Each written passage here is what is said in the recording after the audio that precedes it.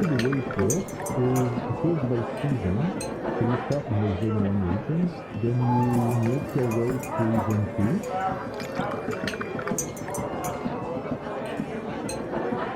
And then to Zone 3, so you have the fertile cotton.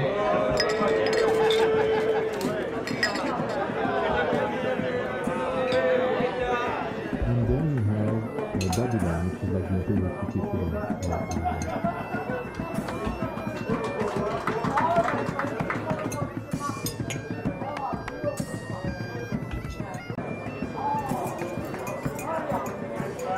Typically the way it works is it goes by season.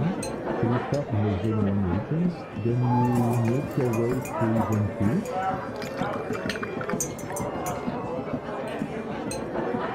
And then to Zone 3, so you have the fertile cotton.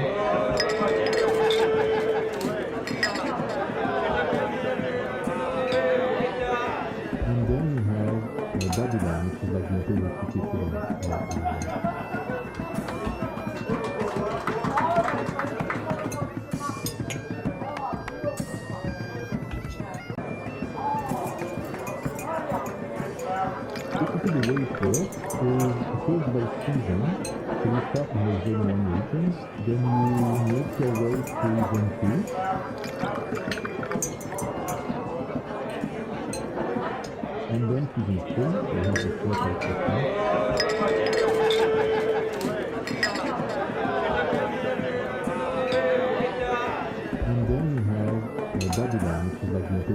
equivalent.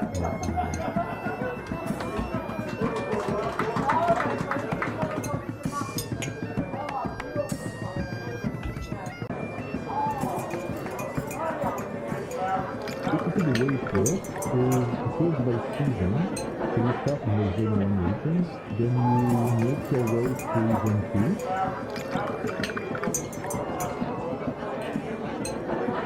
And then to Zone 3, so you have the fertile cotton.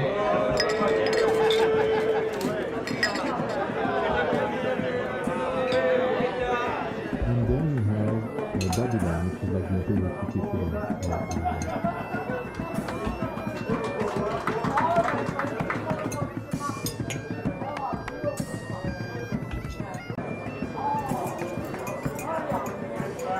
Typically the way it works is it goes by season.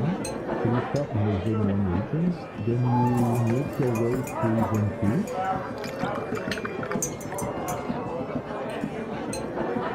And then to Zone 3, so you have the fertile cotton. And then you have Babylon, which is like the imperial city equivalent. Typically the way it works is it goes by season. So you start in the Zone 1 regions, then you make your way through Zone 2. And then to Zone 3, so you have the fertile cotton. And then you have Babylon, which is like the imperial city equivalent.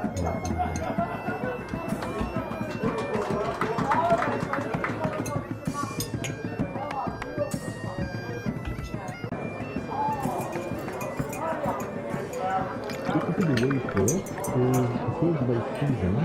So you start in the Zone 1 regions, then you...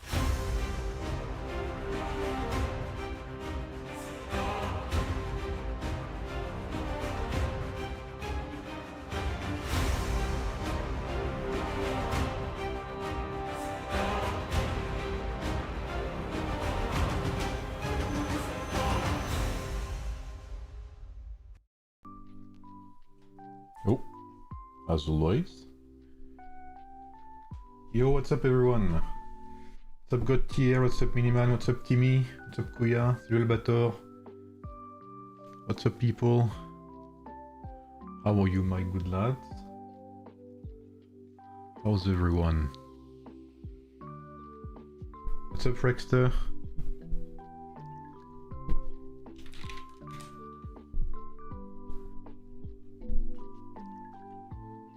How is your day?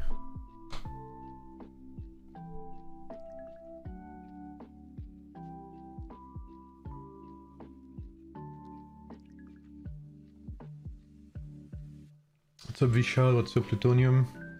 What's up Lucky, what's up Mano? I'm doing good, thank you Lucky.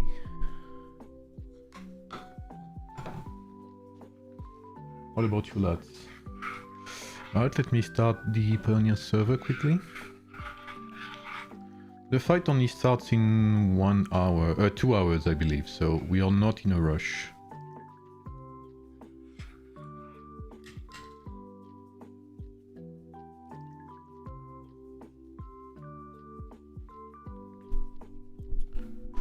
I saw there was lots of new events, so we'll have a look at that as well.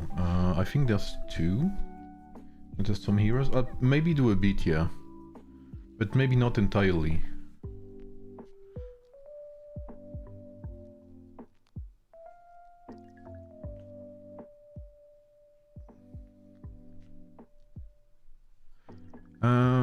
Okay. Please BlueStacks. Okay, Pioneer server. Amazing. So yeah, there's like some new events. We will be able to try the treasure scroll thing as well. That I wasn't able to test before. Yeah, there's the Battlefield Survivor thingy as well, I saw that.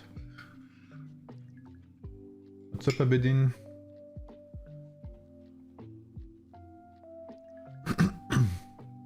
I'm doing pretty good, thank you, thank you.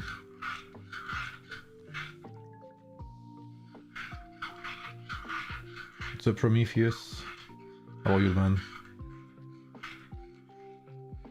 I'm in a rush, we meet this season, I'm gonna see if you teach me right. Oh, you're from server 4, right? You're against server 4, this GEE. Where the good stuff at? Which one?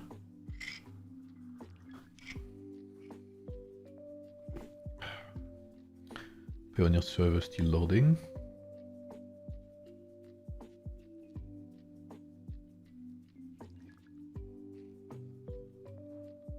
(131) Okay, I got you. Ah, here we go. All right.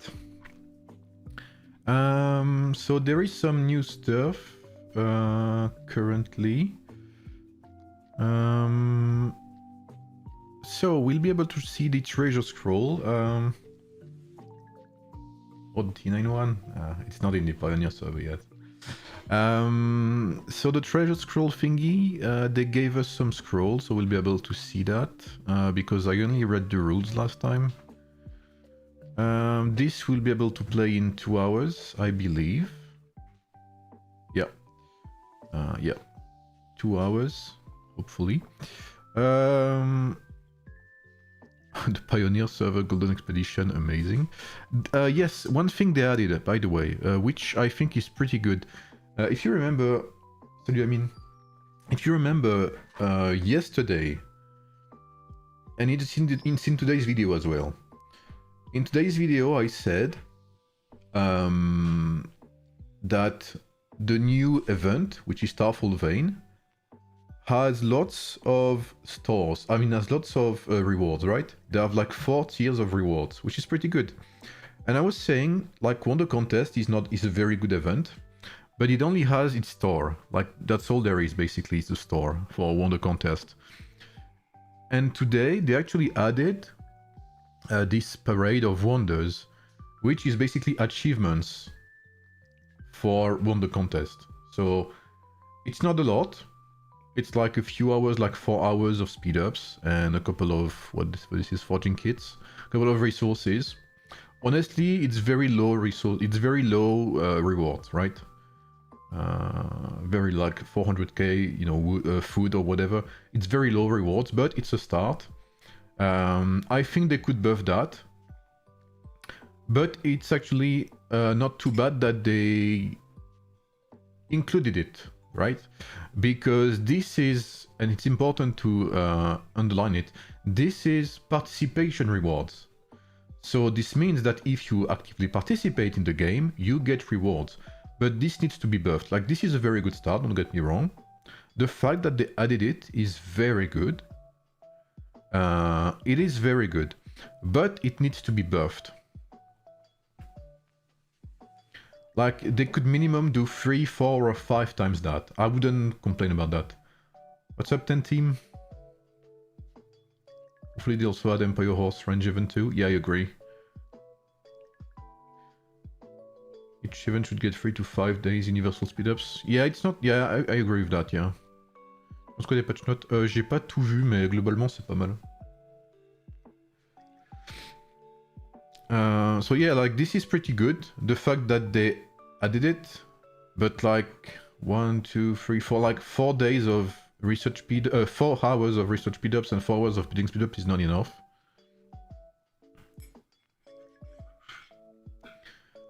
So it is a good start, right? Step by step, slowly but surely. Slow and steady wins the race, you know, whatever, whatever, you know, sentence you want to put on that, but good start, let's just say that. But hopefully this is increased in the future. You know what, maybe I'll actually make a feedback about this Pioneer server and include that into it. Because the goal of the Pioneer server is to provide feedback, right? Otherwise, what's the point? So I'll probably do like a feedback message or something like that with what needs to be done. And so it's important to highlight the fact that this is good. We didn't have to beg for it either. It came from them, but the rewards are still very lacking. This could be minimum 5 times that. It would still be on the lower side. But still, as I said, good start. So battle contract, as I understood it, is Battlefield Survivor.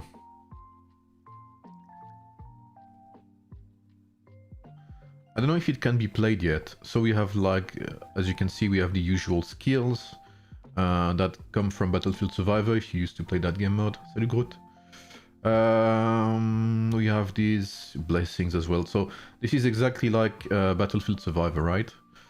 You have the talent tree, which is like exactly the same. Oh, okay, it is pretty much the same, but less complex, I guess. With this insane buff, by the way. I would love to have a buff like that. All of these numbers, you know, are very, very good to see. We have some quests. So, you know, again, like regular quest. Does that mean? What does that mean? Is it like daily quest? If that's daily quest, then it's good. Well, this refreshes. So these are dailies. Okay, if we can have this quest daily, and if they refresh every couple of hours, that's actually pretty good. Limited time levels, regular levels. Can I play that? Oh, I can actually. Whoa, that is very low resolution, isn't it?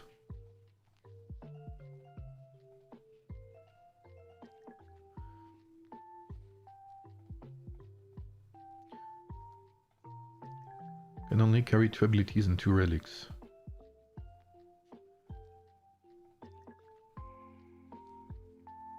Because right now they need people to participate in the events because people lose more than gain anything from KVK events. Yeah, I agree, 100%.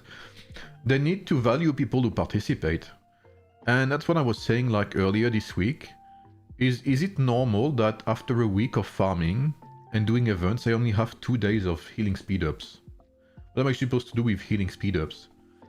And especially if you're free to play, you will never have enough healing speedups to compete, which means you will have to use your universal speedups to heal your troops, which is like unacceptable in my opinion. That should never happen. Never.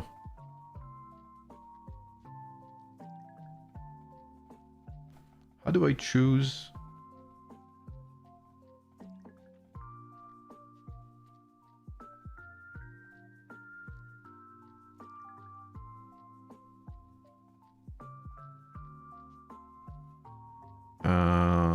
Okay, am I stupid? Regular level, let's do that. So do I choose something? Can I carry 2 abilities and 2 relics? Okay, let's do that.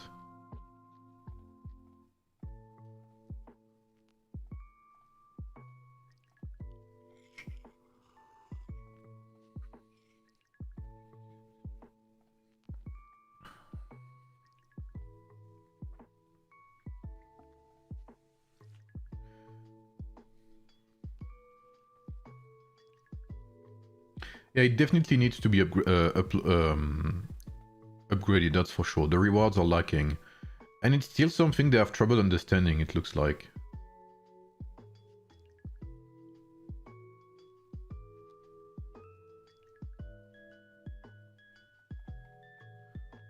Like, it's always been an issue, right? The fact that they are so...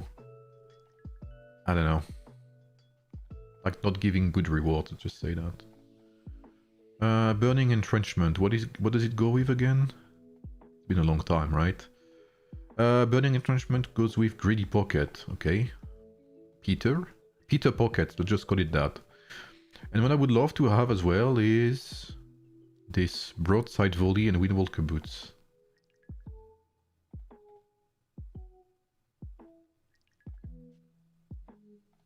Amazing.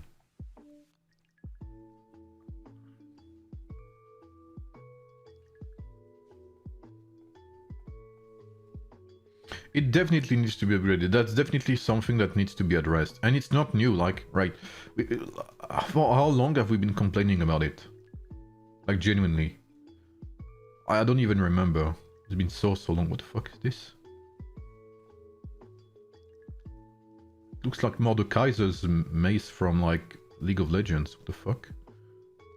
They should put Season 2 heroes after all those Legacy heroes. Yeah. Greedy pockets. I hate these types of bonus games, but if there are medals available... I mean, some people are gonna like it, some people are not gonna like it. Let's just say that the fact that you still get additional rewards if you do them is pretty good, you know? You don't have to. Like, the rewards are not good enough to justify, you know, spending hours onto it. But if you're actively playing the game, then it's worth doing, let's just say that.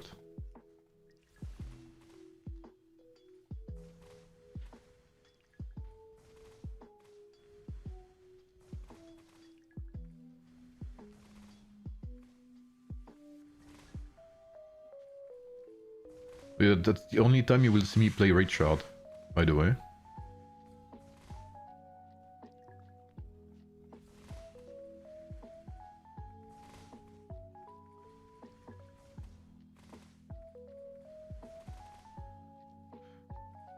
Personally, I like this game mode, it's pretty chill, but it's clearly not, you know, it's not the one that reflects Age of Empires Mobile the most, right?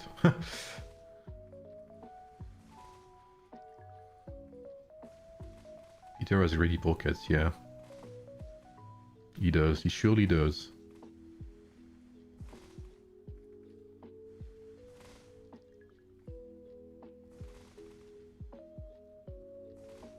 What happened? Why is there a campfire here? It looks like they updated the map. What is this? Why is that mace here?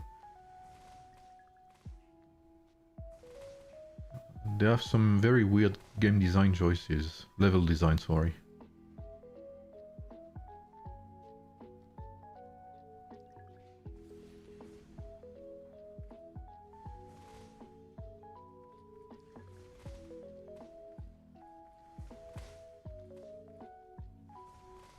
So, okay, yeah. How long do I have to survive for how long as I can? What is it? Oh, there's no chest, by the way, I just realized.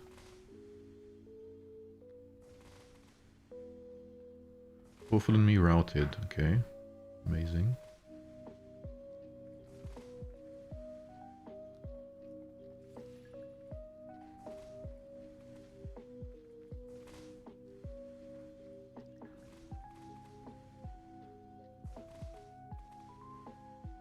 I need to drive them away from the chest.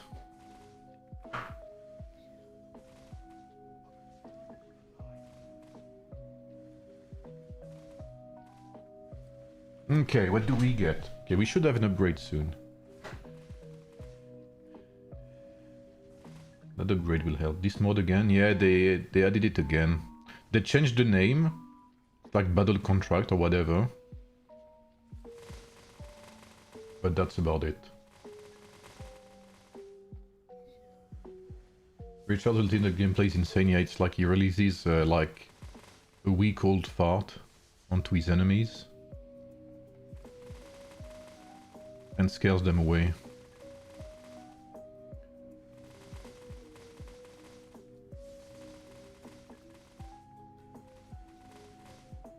But what I'm excited about is the STARFALL VEIN, obviously. I'm very curious to see what it's gonna be. Because the rewards seem okay. But is the event fun? That's, you know, that's another subject. So I guess we'll see. I hope it's fun. Wow, that screen tear is amazing. Ooh, I am dying. I'm effectively dying. Okay, we got the greedy pockets from Peter, amazing.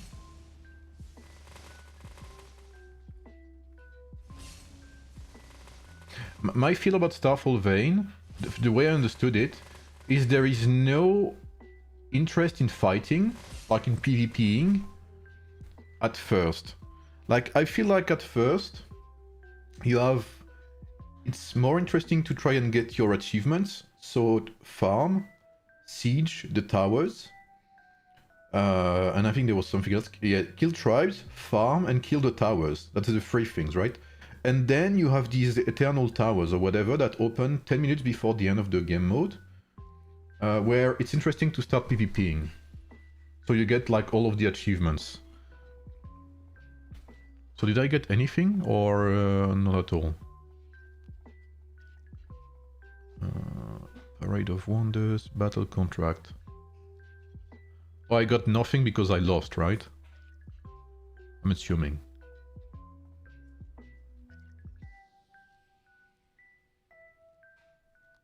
Like, you know what's insane? Is this gives better rewards than the Wonder Contest thingy. Like, you don't see it, but here there's like a universal medal, right? And this, like, is limit... Like, this refreshes.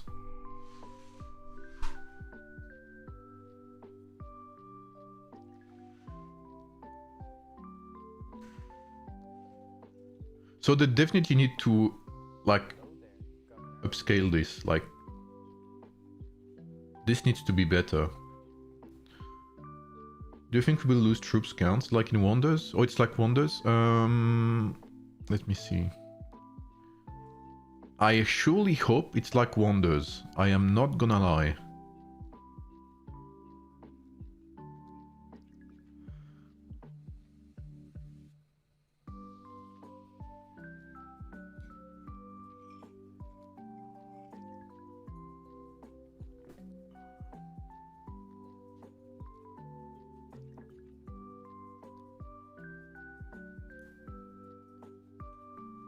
We're gonna know in less than 2 hours. Yo, that is actually a pretty good point, Fabian. I imagined... I didn't even question it. To me, it was a no-loss event. So to me, you don't lose troops. But if you do, that's very bad. So I imagine you don't lose troops. From my understanding.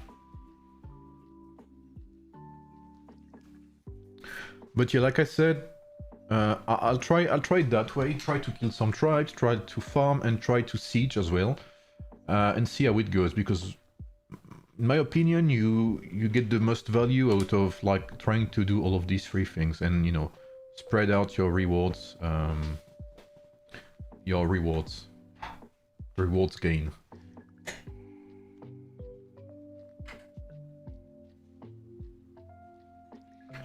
Many things are out of touch. Legendary arrival, on tactics, military exercise. Yeah, 100%. Military exercise is so old. It needs to be adjusted for sure. The old warrior trial? Yeah, don't get me. Like, this was a nightmare. So this we saw the other day.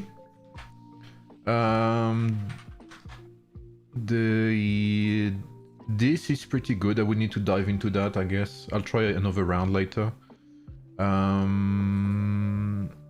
This definitely needs to be upgraded, upscaled. I forgot the word in English, but yeah. We need better rewards in there.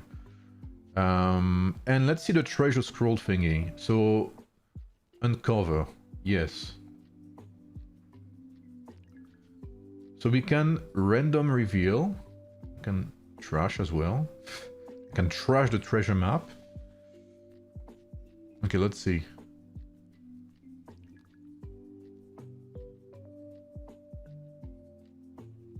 Those ancient ruins were once our ancestors' home, but time has worn them down to nothing but broken beams and crumbling walls. There might be treasure map clues buried somewhere. Send scouts to check it out. So it still costs. Okay, it still costs a bit of food.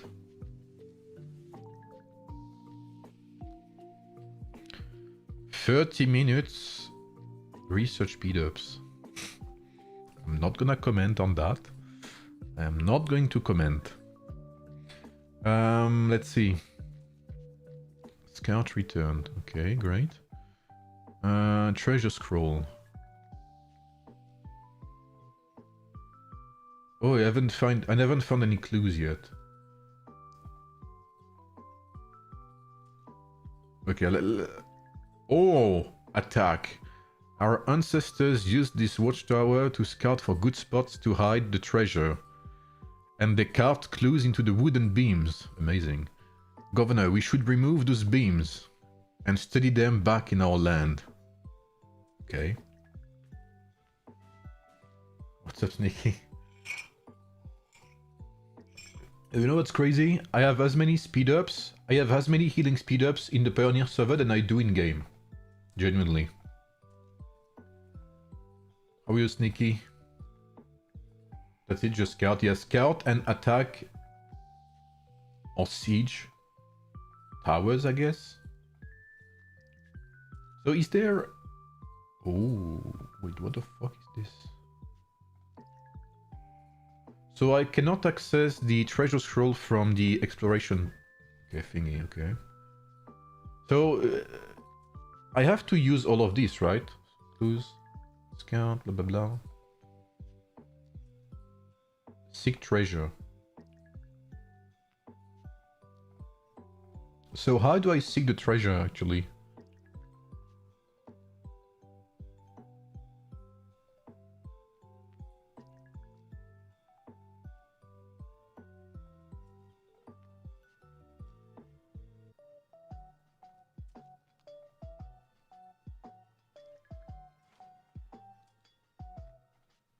Okay, hear me out here. Treasure map is hidden, blah blah blah blah. Tap the fragments first, blah blah blah. Okay, we don't care. That's what I just did. Based on the number of fragments uncovered, you'll get a hint about where to find the precious treasures. Use treasure seeking mode. Ah, so we really have to find it. Okay.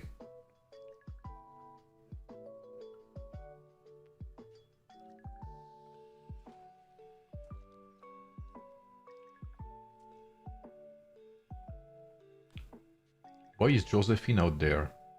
An assassin who got away after raiding one of our caravans. Okay. Shit's getting real. An assassin, wow.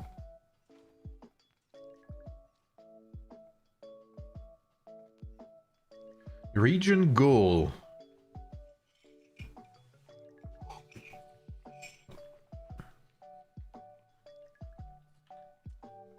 So I could technically start looking for the treasure, is what I understand.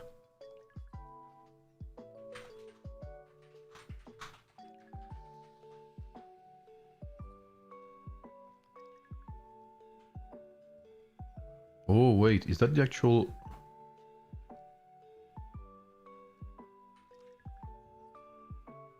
Oh, so it's close to a river. What's up, Jin Sakai? It's close to a river in goal with a sharp turn. Or maybe this. Yeah, this looks like it, right? Yeah, this is definitely it, no? Yeah. So it's here, I guess. If I understand correctly.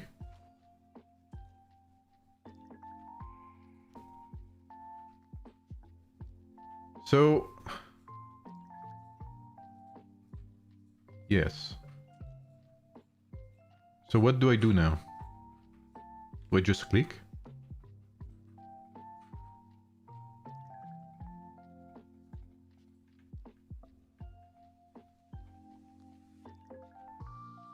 Oh, I can dig. Okay, amazing.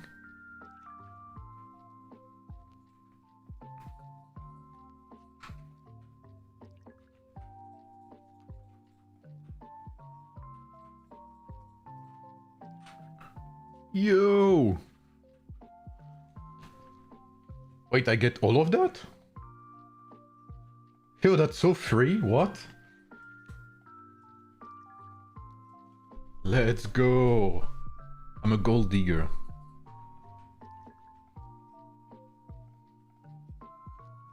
Well, I guess that's it then.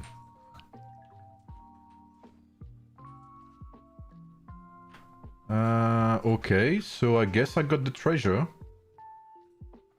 And I can do another one. Oh, okay. Can I do multiple at a time?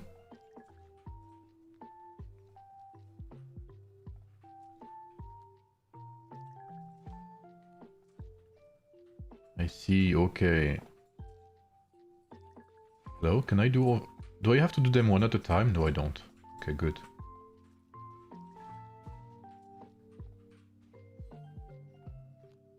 Okay, just talking to an old man, casually. Ah, okay, I can just spam like that. Okay, good. That's actually pretty free rewards. I'm not gonna lie. Holy shit, why are they so far away? 8 hours for wonders, but these rewards for treasures. Yeah. I mean, that's pretty good, right? But it's very, like... They have a weird sense of priority, right? They have a very weird sense of priority. Like events like Wonder Contest should reward like way better than that.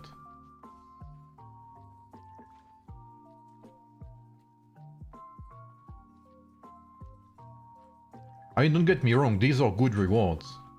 But it feels weird that this gives more rewards than like Wonder Contest.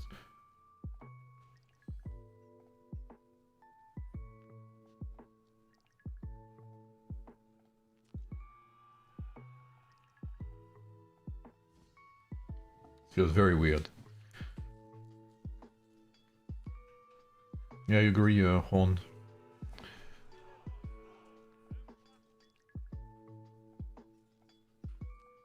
Okay, the last clue. So you can just spam it like that, I guess. And that works fine. Oh, and this gives me the coordinates. Oh, I don't even have to find. That's amazing. And it doesn't cost stamina. Wait, this is... What? This is insanely good.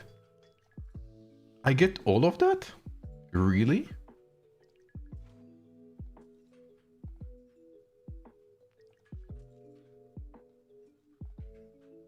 So I guess you only get once per week with the Radiancy or whatever. We still don't know how much Radiancy gives you.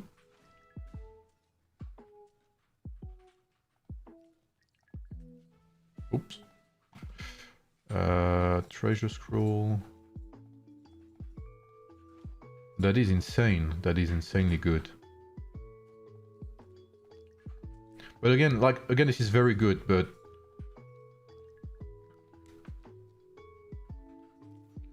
let's just say you're like somewhat of a casual player, like you don't play that much. Why would you participate in stuff like Battle of Dawn, where you just have to do treasure scroll and get 10 times the reward you get in Battle of Dawn? You see what I mean? Does that make sense? Of course, if you're a team player, you will participate in Battle of Dawn regardless, right? And won the contest. But if your time is limited, then you might as well do that, you know? Because like this is 10 times better.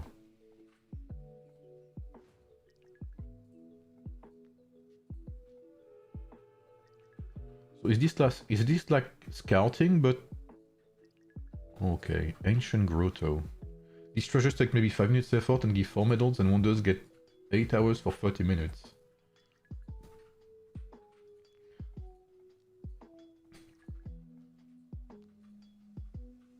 Yeah, BOD and Wonder are fun. To be fair, this is very good. I'm gonna say it, this is very good rewards, right? We cannot technically complain about that, and I'm not complaining, quite the opposite actually. I'm very happy about these rewards. But if anything, they should use this as like a basis like as a foundation for every reward in the game. See, I'm getting surprised with good rewards for once. Yeah, I'm genuinely surprised.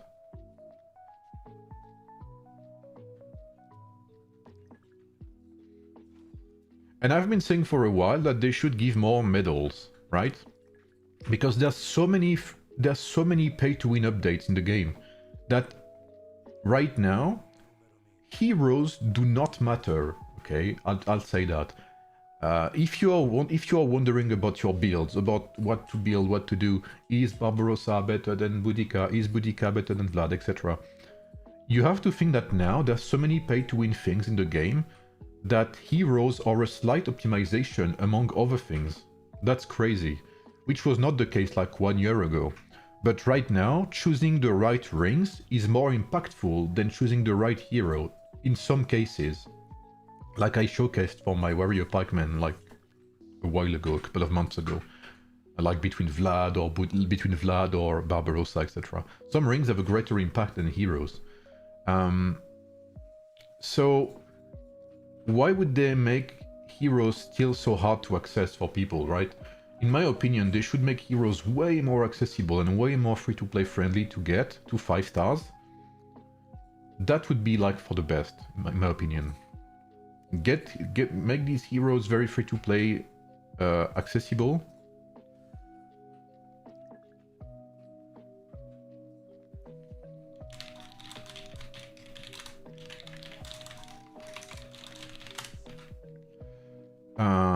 So yeah, I mean, if they give more medals like that, I'm all for it.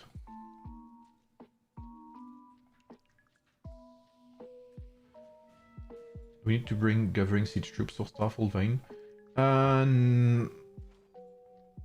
It's hard to say, we don't know exactly. I think a Gathering troop could be great, I guess we'll see. The fact that we can get 3 troops is pretty interesting. I guess you could go with 2 PvP troops and 1 farming troops. Because this is the first one, I'll bring 3 PvP troops. But in my opinion, bringing 1 Gathering troops makes sense.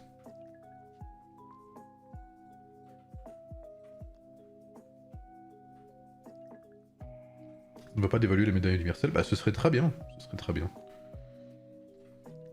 Qu'ils en mettent plus.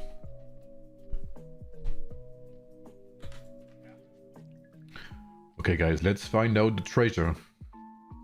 It's the same spot, amazing.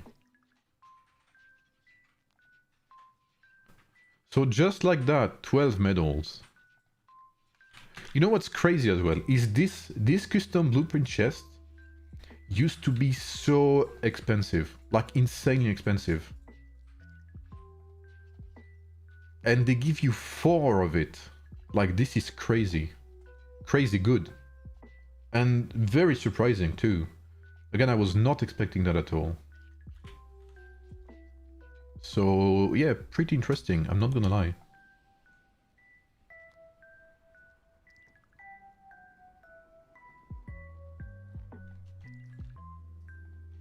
No, I don't care about that.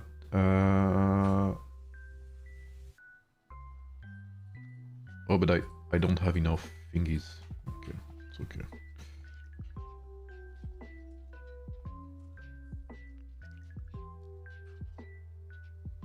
I thought there were hammer in the treasure. The rewards are random. Do you really need blueprints on your main? Yes. Not that much, I'll give you that. But some of my lineups, specifically because I played double pike, I still need a couple of pike blueprints. How the reward in this treasure hunt event? You mean the treasure scroll? They are very good. They are very good. Basically, Percy Jacks, you get 5 rewards out of all of these. And so far I've got like 3 times 4 medals. So 12 medals for free, which is again crazy. Crazy good again, but still. Good rewards, now I just hope for a ring reset and I'm happy. Yeah, real. They should give much more speed ups. I think the biggest impact came from stats. They definitely need to...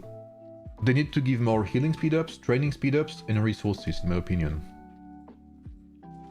The cherry on top would be a second research queue.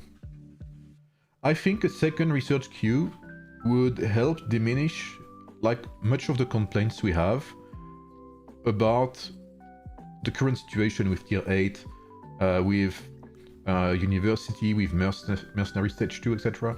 Because right now, like free-to-play, low spenders, and even up to whale in some cases, we do not spam speed-ups. We do not spam speed-ups. We do not spam speed-ups, you know, like, we are not like this, you know, like, okay, like, no one does that, aside from a couple of players, you know?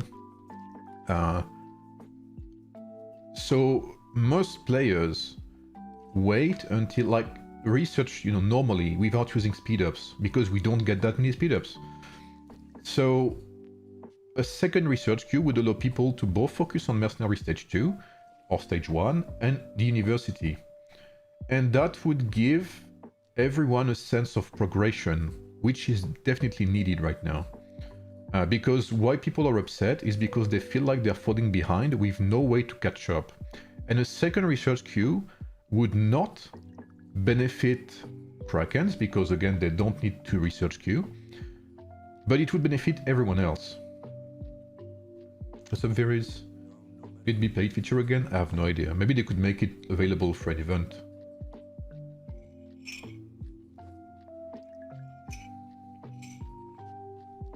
Now, skip your commander is not that great, bro.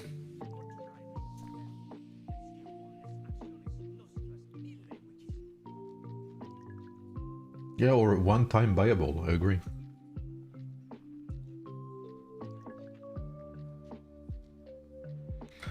So we still have 1 hour and 20 minutes until the Peter Starfall Vein event. I'm gonna try another, because I want some rewards on the... where is it? Battle contract thingy.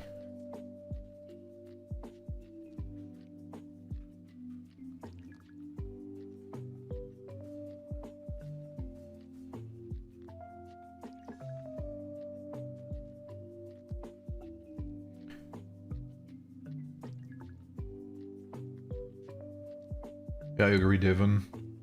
I think the additional economic tree should use torches. Yeah, one thing I complained about Strike, like, right away when I saw it, one thing I complained about,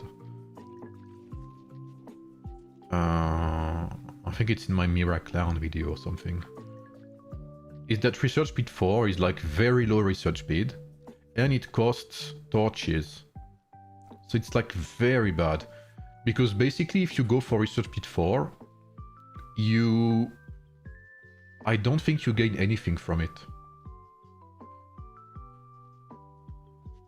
Really, because you lose torches, which take a fucking while to get as free to play, and you effectively fall behind others. Is there any news about next migration? Not yet, Shaki.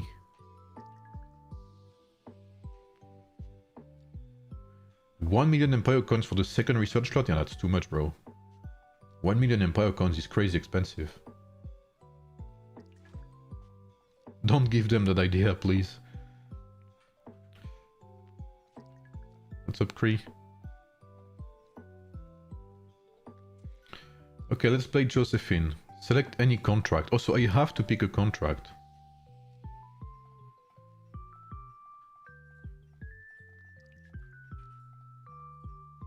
One tarot card. I don't know what tarot is. I mean, it's I know it's a game, but what is tarot?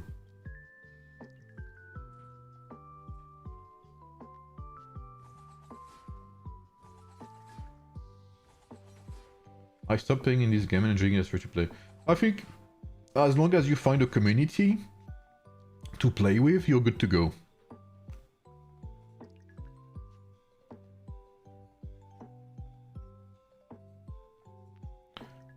What's this again? Armor, that's kind of shit. I wouldn't need that, I guess. Penitence Codex and Infinity Armlet. I picked... fuck me.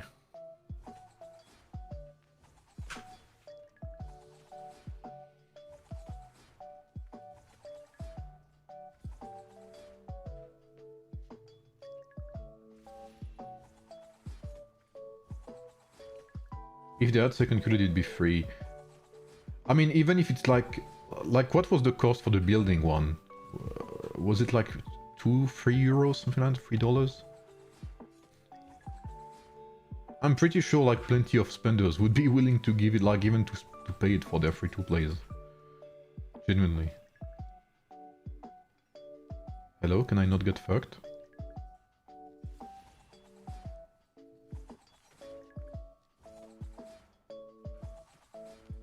That is true, Cree. That is true.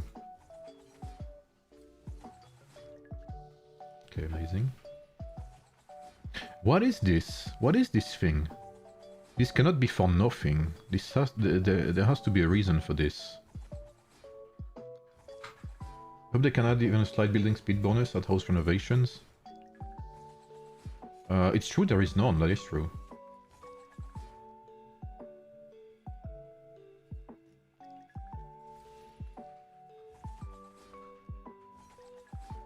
I think making those things free is what actually generously... I mean, it's a good time to show like that they actually are willing to compromise, you know. Is that even the good English word? I'm not sure. Sorry. Pardon my French.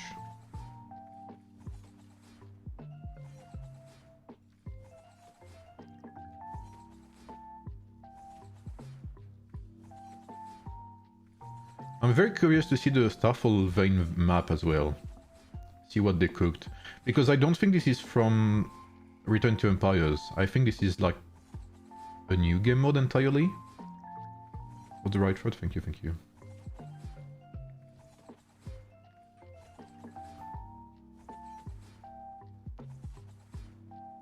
I agree as well. I think they should make more things not dependent on the Alliance, but like rely on the Alliance, kind of. I think the Alliance should play like a key role in some aspects.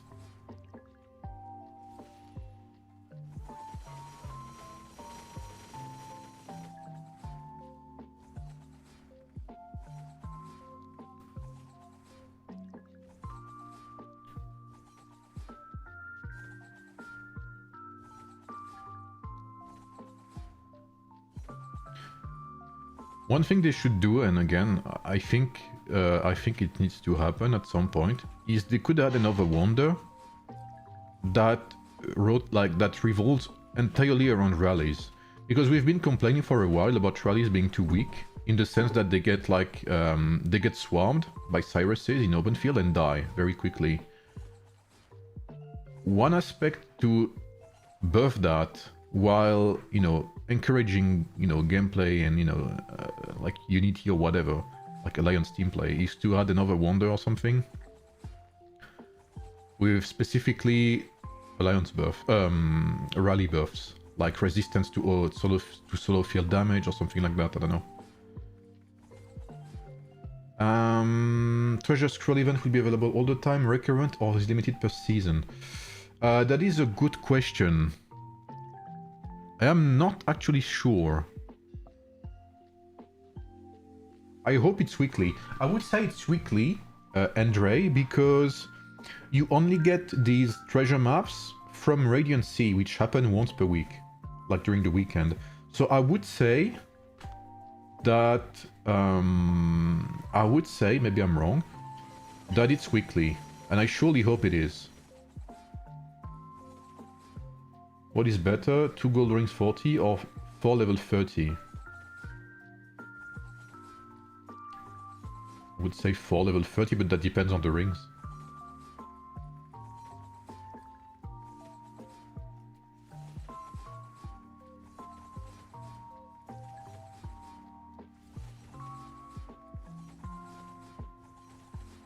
I feel like I'm in a pickle right now.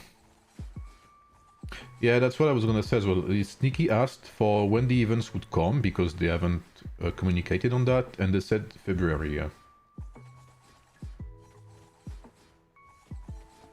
So the only thing we can guess is that because Radiancy is weekly, and it's not a seasonal thing, we could expect Treasure Scroll event to be the Treasure Scroll event to be weekly as well. But that's purely, you know, guessing.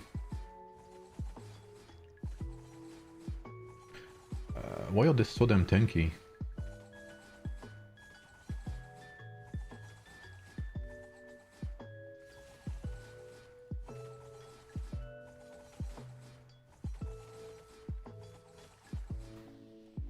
Go, Josephine. Do not falter.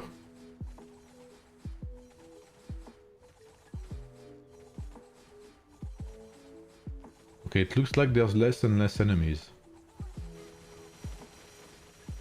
Ouch. Radiancy is daily? Oh, isn't Radiancy the weekend part? Who you got in GE? Server 4. We got the biggest contender straight away. I would have preferred to meet them in MEE, but it is what it is. That's why I think MEE should be the first in the season, not GEE. Because in GE you always get the toughest opponent, and then you get like boring servers during MEE. If that makes sense. It should be the opposite, I think. It's like 40 got 42 in GEE, but realistically you would prefer to have 40 versus 42 in MEE, not GEE.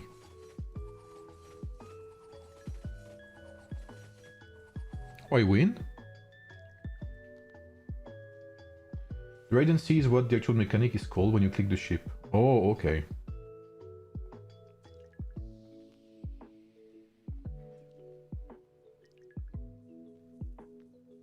I think the last update they will add in MEE shop keys. Yes.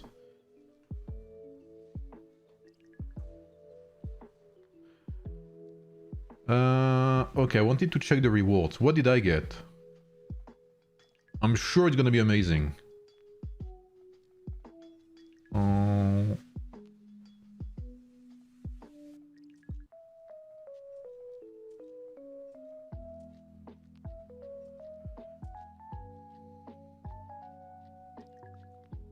Cleared level 3. Okay.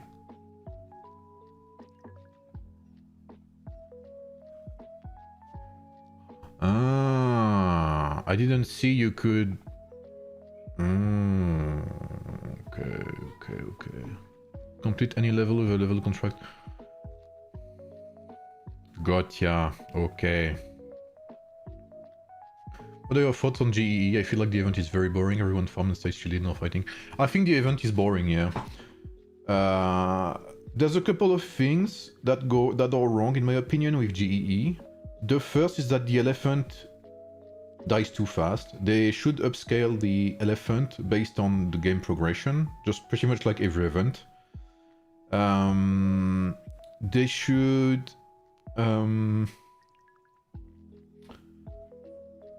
And another thing is, another thing I dislike about GE is that if you are in an active server, like with lots of players, let's say server 9, or server 266 to push it to the extreme, you can win like through only farming, and there's nothing you can do if you're the opponent. There's nothing you can do. And if you're the server with the least active server with less active players, then the only thing you can do is 0 if you want to have a chance to win. For instance, we will play GEE against server 4. Server 4 is more active than we are. They have more players. So if we only farm and, you know, do tribes and whatever, we will lose because of activity. So if we want to win, we have to 0. And that is very sad, especially because you lose troops for like a mere 300k points of advantage you get through Stellar Glory. So like GEE, I feel like is lots of inequalities, I would say, imbalance. in the way it's made.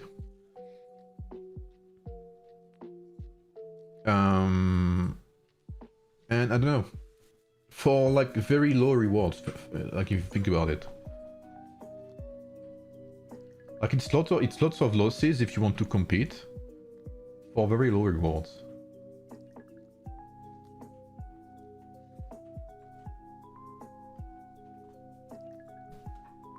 Total amount of damage in 30 minutes. Could be fun, yeah.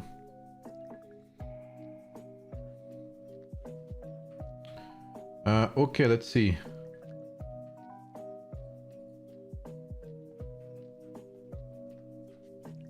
Wait, can I cheat? Monsters movement speed plus 15%.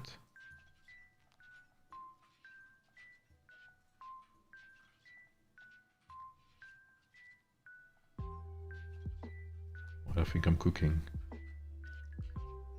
Oh, and then boom, you deactivate and you still get those. Amazing. I'm cooking.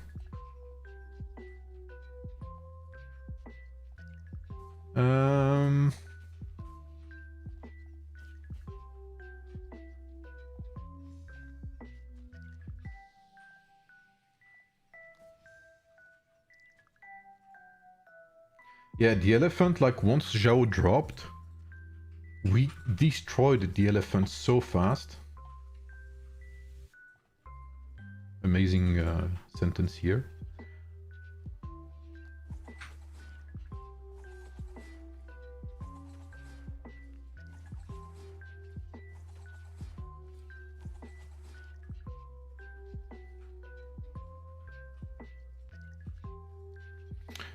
What does this pair with again? Frosten. Okay, why not? Let's see if I get something better.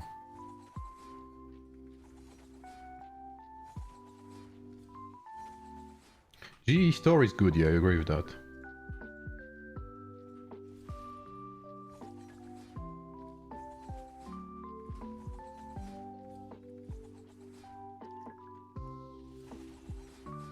What's up, Skybird?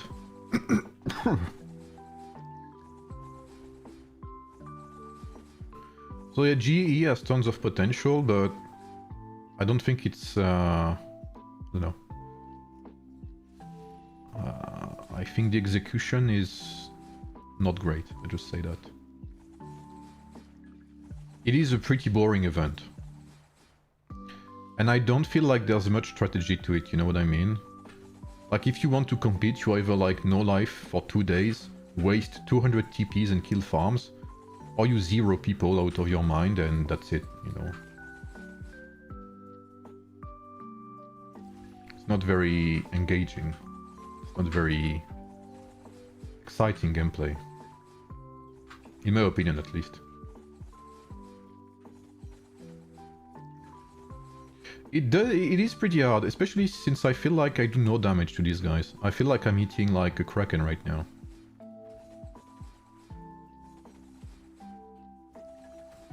I think this game mode actually represents being free to play in this game.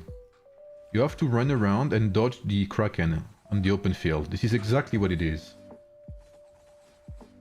Like the red guy is like, I don't know, CTS or, you know, Spare. Or Korra, or Karate. And I'm like 50 million power. And I have to dodge him.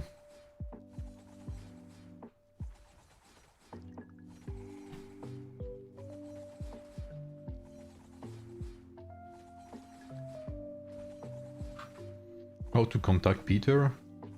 There is no way. But you can engage with the customer service.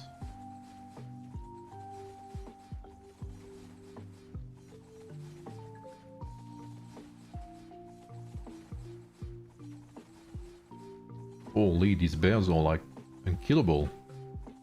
They have to be tier 8 bears. Minimum.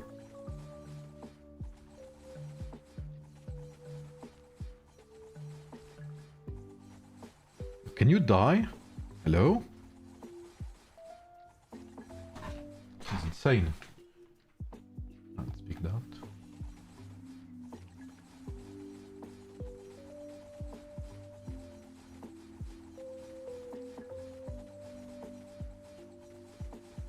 One hour until the whatever event, Starfall Vein event. This is all the monetization chasing you down to buy a pack, yeah. It's like the guilt, you know, like spend, you will fall behind.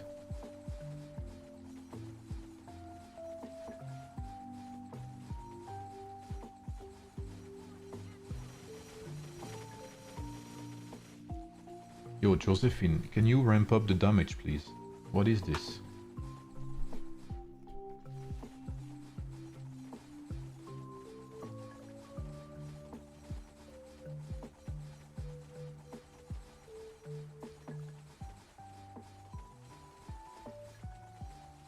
I see some bears dying, finally, but... It's named Golden Expedition, but the content is invading an heavy server, yeah.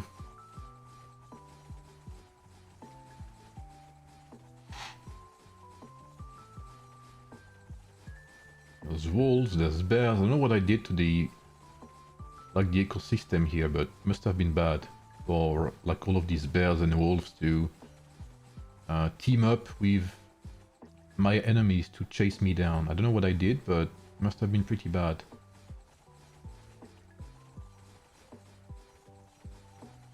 Holy shit, I am cooked. I am giga cooked. Please let there be an escape here. There is none. Amazing. We will die on this hill. RIP. It is very hard with only 2 skills.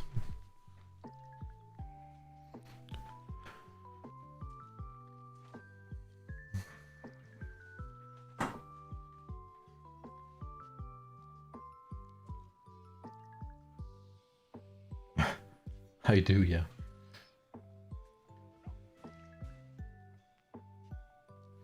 So I'll be playing these 3 teams. I'll be playing some Belisarius, like some good old classic Belisarius, some Ramses, and some Cyrus, of course, for the event. Because like both have like 2 pikes and 1 swordsman. Swordsman and pikes have pretty good siege.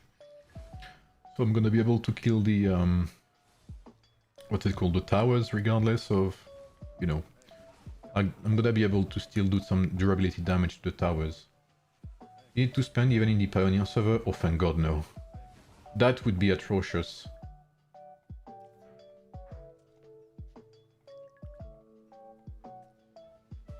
No, Jensen, we don't, thankfully.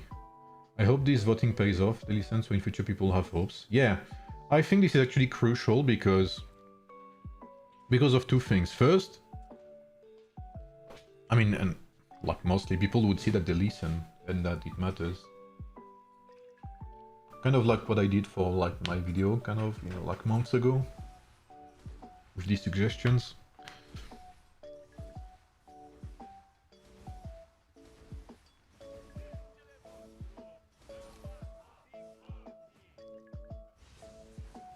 Spending in beta was ridiculous enough already, yeah.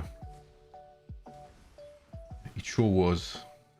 And saying ridiculous is a very nice way of putting it as well. One thing we're missing in this Pioneer server is gems. Like, we have no gems.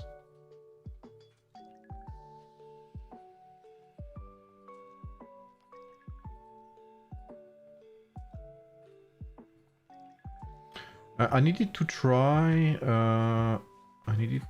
something. But I don't know if it's gonna be good because I'll try it on my main account as well. Maybe not today, maybe later. But something I wanted to see is Lubu with DJG.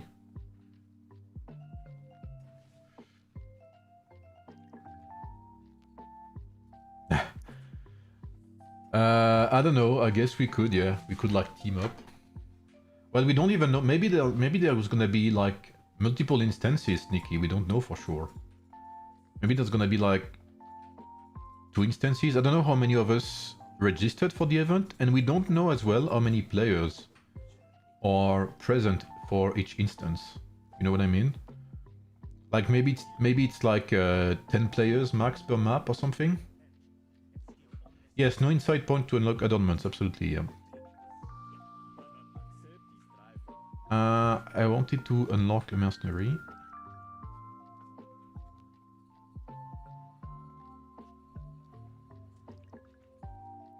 But I guess we'll see. I mean, I'm not against it. I mean, I think what we want to see first is not kill each other like, you know, madmen. Is how the event works, how the gathering system works, what points we get, what are the achievements, what the UI looks like. So I think until like the 10 minutes left or something, where you have to capture the towers, this is where I'll maybe play more aggressive, but aside from that, I just want to see what the game has to offer. I mean, what the game mode has to offer. Alrighty. Talent tree, yeah, sure. Man, this thing is like Pioneer server or destroying my my eyes, by the way. Have you received the mail from World's Edge about the PC thingy? The PC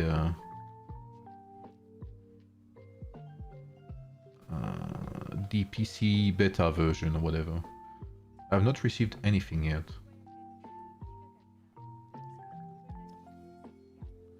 DJG.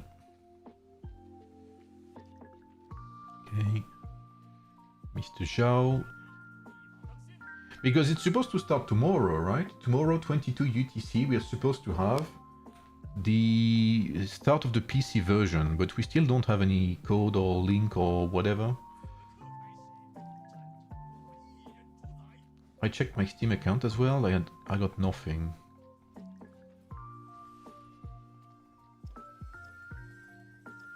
Which is crazy because that's most likely the thing that people have been waiting for like such a long time that it's crazy that it like we're gonna know like today for tomorrow.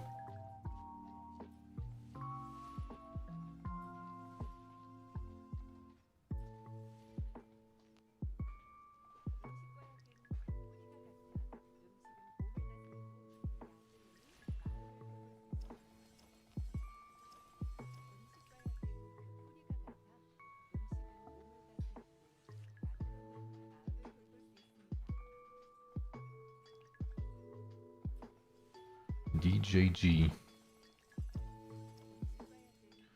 Another unfortunate thing is we don't get an additional in for these new 40 levels. Yeah. On peut supposer une release seconde moitié de février au début mars pour la version PC. Je sais pas du tout, Alba. The beta test opens tomorrow, 22 UTC, but we don't know when it will be released. I guess it depends on the feedback as well.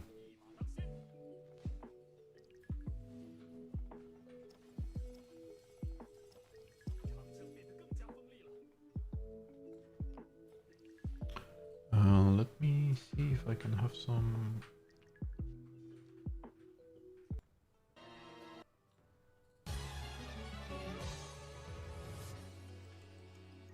additional ability points.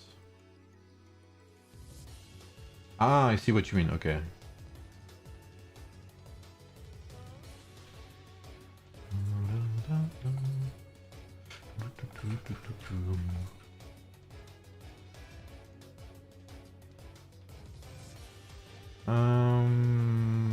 I guess I don't need any gear really. There's one thing I want to try with DJG. One thing I want to see and try. But first let's upgrade our skills.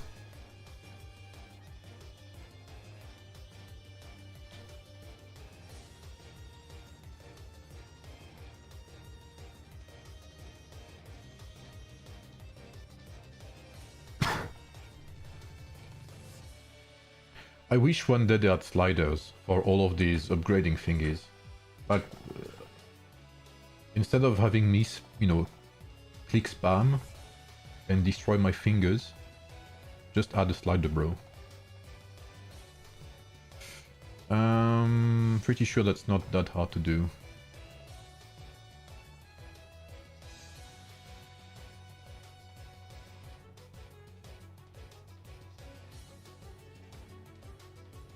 Okay, good CPS.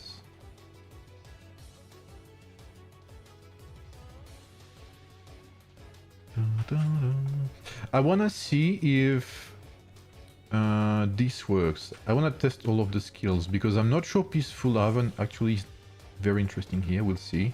Maybe if we Ring of Falcon or something like that, or Sage of Judgment, it becomes interesting. And I wanna see if this skill works with Lubu as commander. Because the way it's written, right? The way it's written is when your commander uses their signature skill.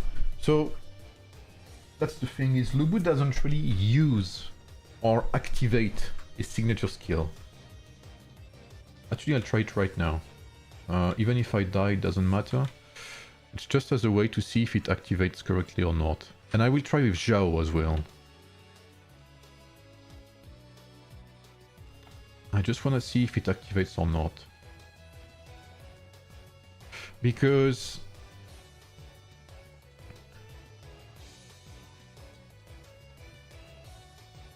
this, technically, he uses, there are activations for his skills. It doesn't say he has to activate or whatever his skill, he has to use it. The customizable skill damage increases by 6%, up to 4 times. That would be 24% additional customizable damage, which is big. You don't really care about the activation chance of the signature skill.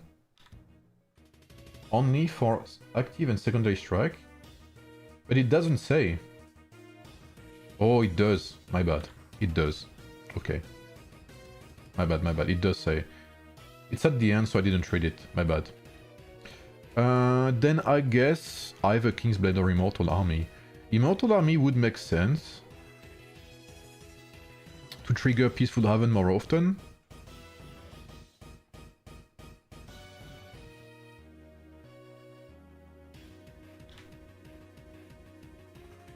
You're right, Bezo, you're right. I misread that.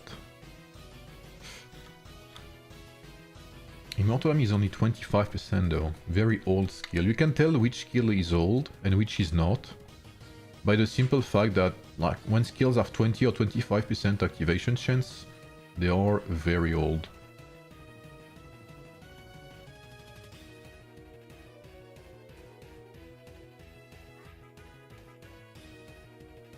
Oh yeah, it activated this, yeah. But this is useless. Okay. Okay, need to upgrade Zhao. Mr. Zhao.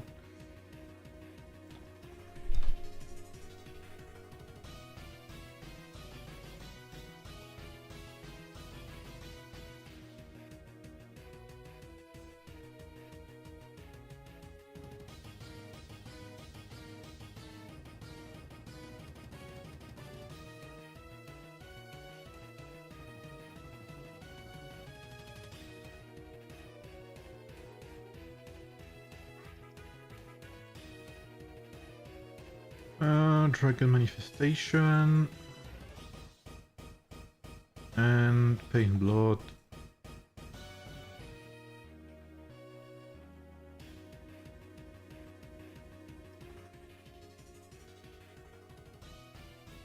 I heard there is a new warrior cav hero as you appeared in Pioneer.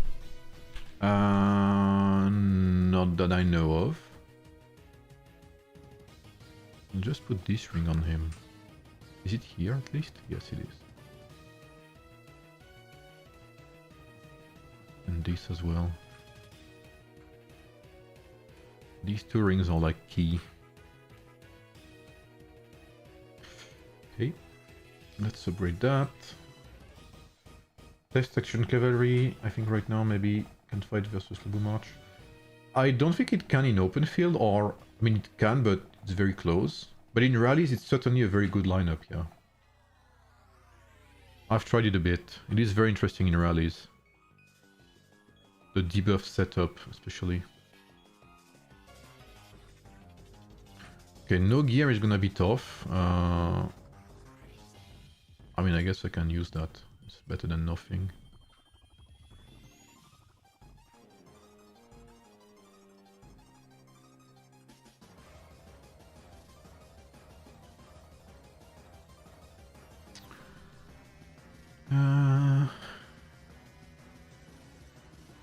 I feel naked with like these level 10 pieces of gear.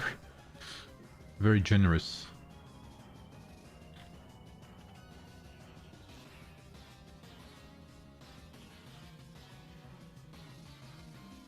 Ooh. No, thank you.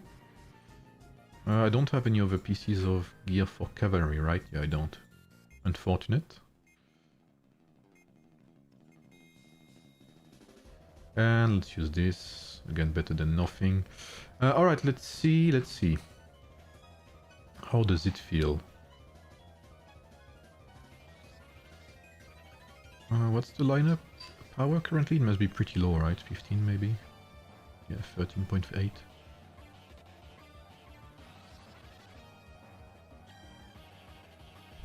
Tactician Cavalry, I think, is very niche. But I think it's not bad at all. You just have to use it properly, basically. And you have to accept that it's a support lineup. It will never be like your main carry lineup. Except in Season 1. What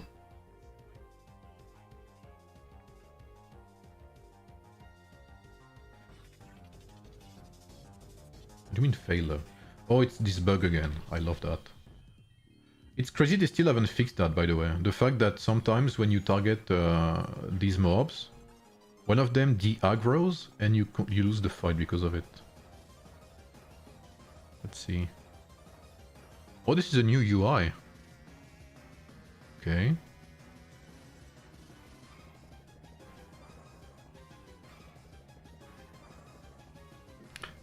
Wow. Okay, Peaceful Haven does not seem like the play if she activates like so poorly.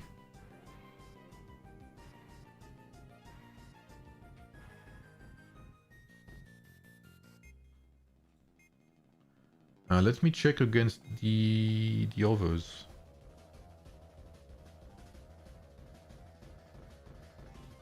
Like these guys, for instance. Activated twice. The healing is pretty... it's not that bad. I guess I could see it in rallies. Holy, I took quite a beating here.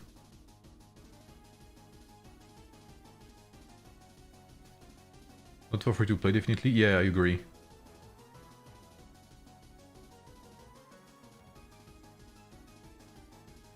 So what happened here?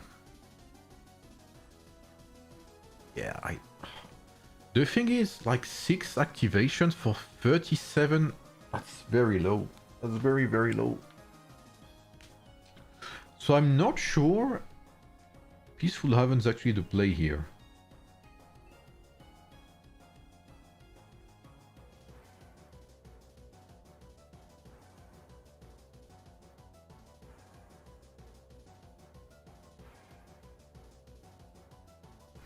What about Kingsblade, maybe?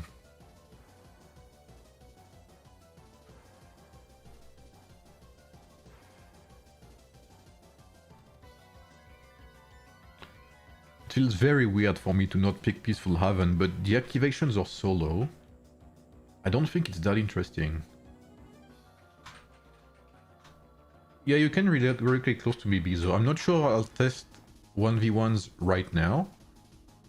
I wanna get a feeling of what feels better first.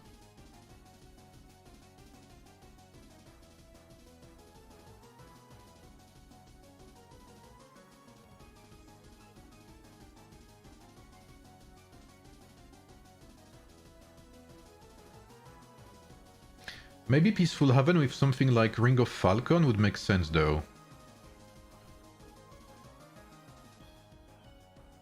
Yeah, I agree, Brainwaste side, 100%. I think with the Sage of Judgment Ring of Ring of Falcon, but ideally the Sage of Judgment Ring, it would be perfect for heroes like DJG, who otherwise struggle to activate Peaceful Haven. What's up, Rodmanas? How are you, bro?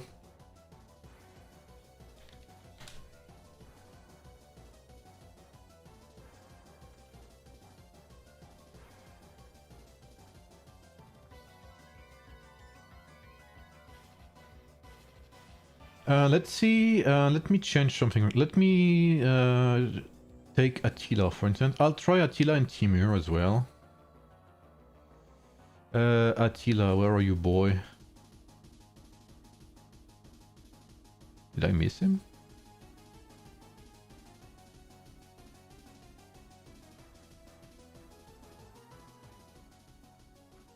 Hello?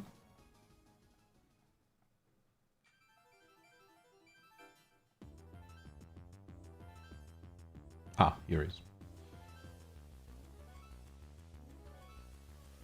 Welcome, welcome, Rodmanas. You're welcome here. What do you think about defense gems on warrior swords? I think if you don't have any health, then they work fine as a replacement. They're not the greatest, but again, as a replacement, they're okay.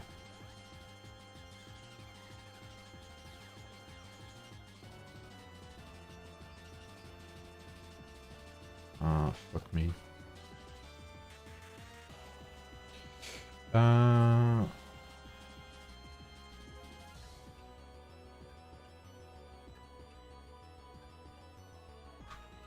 What's up, Matteo? How does defense actually work compared to armor? Armor actually interacts with defense. I'll give you an example. Hyper near. For instance, let's have a look at this, right? Belisarius has X points of defense, right?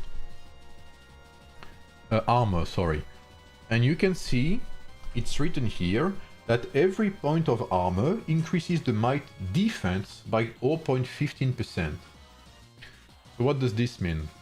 This means that for every point of armor in your army, you will get here a couple of might defense, but only might. It's what you see here. Heroes plus 131%. This comes from your armor, among other things. And if you have strategy, you get strategy defense.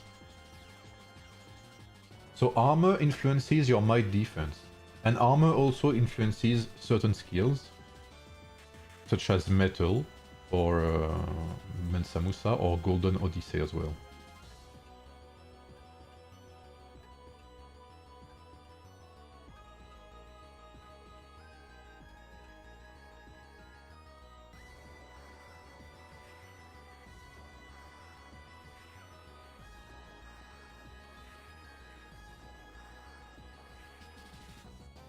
What's up, Matteo? How are you, Matteo?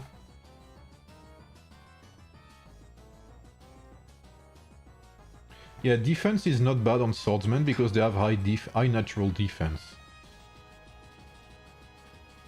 So you basically emphasize on their strength, which is always good to do. Yes, general defense. When it's written defense, and when it does not, you know, specify might or strategy, then it buffs both strategy and might defense. When they specify might or strategy, then it only buffs one or the other.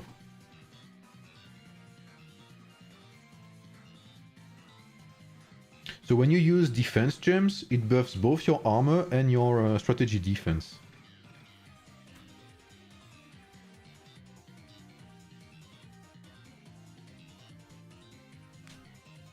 Camel or elephant on Lubu? If you have Zhao Yun, camel is better. Camel, sorry.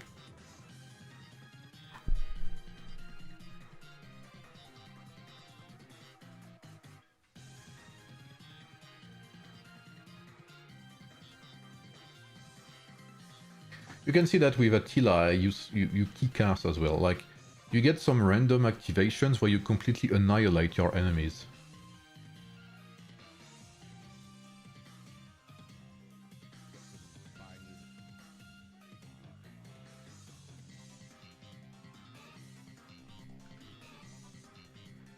Lubu is still better as commander even if Zhao is 5-star. It depends. In my opinion, if you play with Timur instead of Attila, then Zhao first is better. Because you emphasize on defense, kinda. But if you play with Attila, you go full burst. In which case, Lubu first is better. When does Starfall start? In 37 minutes.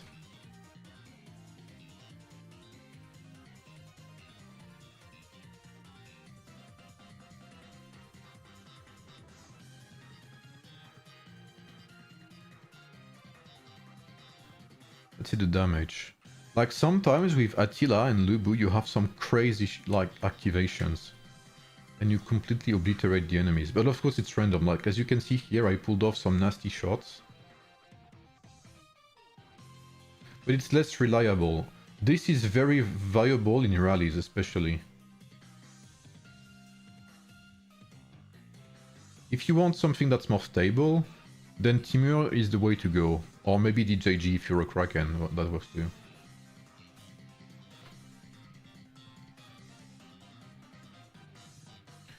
But it's not that different from the results I had with DJG. I mean, again, it's a very random lineup, right? Tons of double attacks. Because of the amount of might that you get, basically, in that lineup. That lineup is, like, boosted in might like crazy. Attila will buff Zhao Yun's might, which in turn, in time will buff that ring like crazy. So you'll get like a shit ton of secondary strike skill damage because it's with might bonus. So Attila buffing Zhao Yun's might means that the ring will be buffed. So Zhao Yun himself will do more damage. And one thing to know as well, that's often overlooked, is similarly to the fact that armor buffs your might defense for your whole army, then every point of might also increases the might attack of all of your army.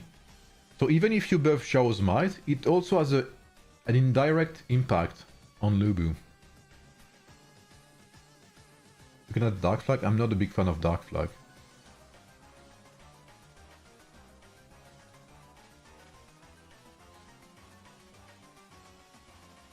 Ring of Nightwolf is solid on Zhao. Yes, because it still buffs Lubu. It buffs the Ring of Daisy. And it also buffs Pain Blood. You got High Spirit or Half Crush and Miyamoto? Both. I mean, it depends. If you're in Season 4 and you play Miyamoto Lagerta Tribuana, or Tribuana Lagerta, then High Spirit and Furious Charge is better from my perspective and from what I found. Because you activate your signature skills so fast, thanks to Tribuana and Lagerta, that you have a very high burst of damage with that Furious Charge and High Spirit. But otherwise, all of the other seasons, High Spirit and Earth Crush is great. And it's especially good in rallies. Whereas Furious Charge kind of falls behind in rallies.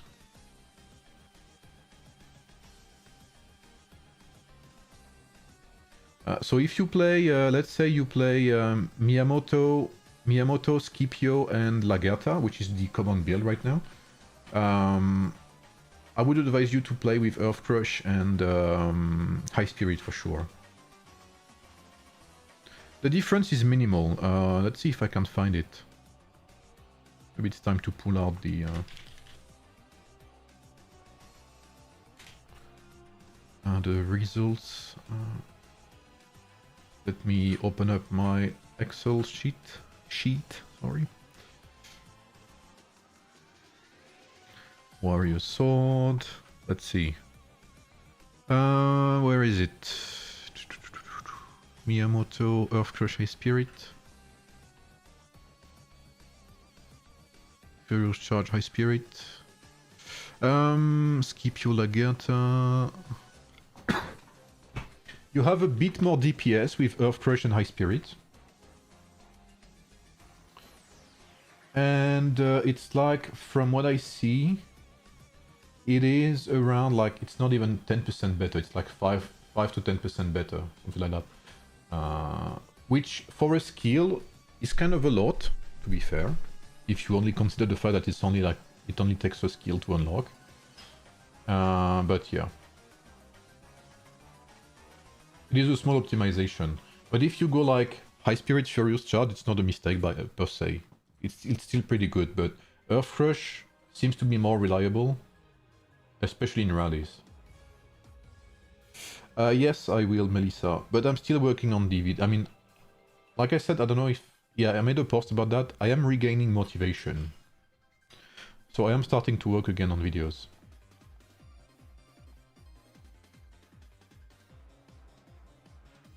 You read about new Taiwanese servers getting free migration? Yes, I made a post about that as well. Basically, when you say free migration, it's not free per se. Like they did spend money, but they had no brackets. I think the previous migration brackets were like, you know, like above server 250, then you can migrate wherever you want. Which made it so they could basically migrate where they wanted.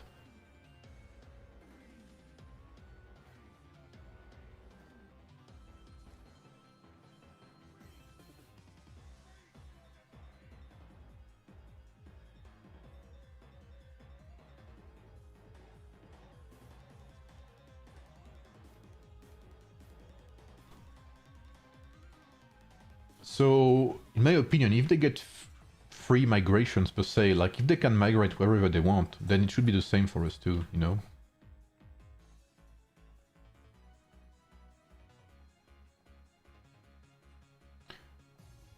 My Radiancy is not finished yet. Do you think they should migrate to old servers with all that money? I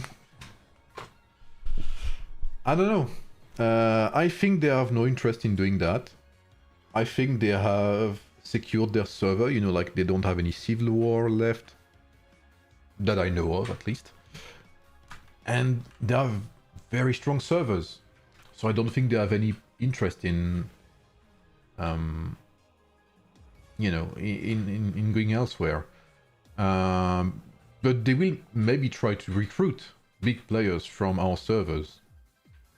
That is likely to happen, I think. Again, it all depends on how they manage their migrations, Ajof. When will be the next migration? We don't know. Apparently, so don't take my word for it, but I saw some people interact with Catherine, so the customer service. And basically the consensus was we will reduce the time span, you know, the time between migrations.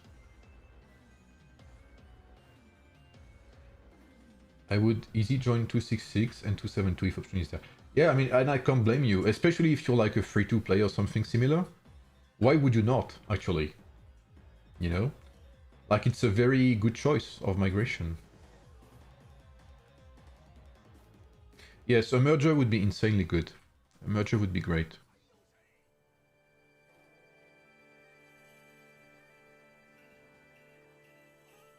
Yeah, as you can see here, DJG seems much more reliable. Any small defense you add to your lineup will always make your lineup more reliable than, you know, obviously RNG heroes like Attila. So even if my damage is not as good, in open field DJG seems to be good, but I think you still get obliterated by pikes, whereas if you play Attila you have a chance to destroy pikes. The boost sig is passive, but it has a triggering effect. Could that trigger DJG? I was thinking about that, Bruno, but it's specified only active and secondary strike skills for strengthening fortification, so it does not apply to Lubu's signature skill. The only part that is triggered by strengthening fortification is when you activate customizable skills with Lubu. They rushed 200 plus servers so fast, we are in season 5, but they forgot to release new signet rings. Yeah. Have you ever thought of multi-buy at Gleaming Store and Island Tactic Store? That would be good. Because the time it takes to buy everything in this store is, yeah. I wish we could, like, you know, shift click and select multiple things at once, or something like that. I'm a low spender on a dead server, it's pretty fun as well. There is not so many krakens going around wrecking rallies. That is true. But that's because you're paired with other dead servers, I guess, you know? I mean, everyone has fun in their own ways, you know? I know for sure I would not like being in a server with little activity. I would not like it. I would find it boring. We have to recruit Taiwan president to make our server strong. Maybe we have to recruit Peter first. Okay, let me try some make coins rain.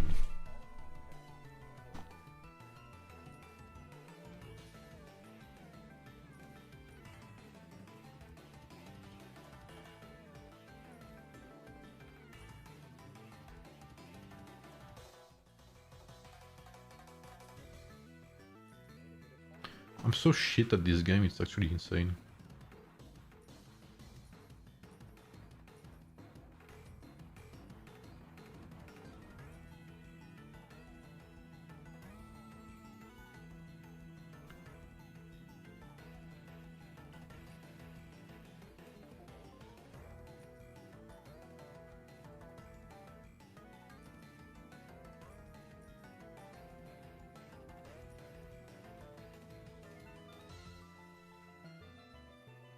What am I doing?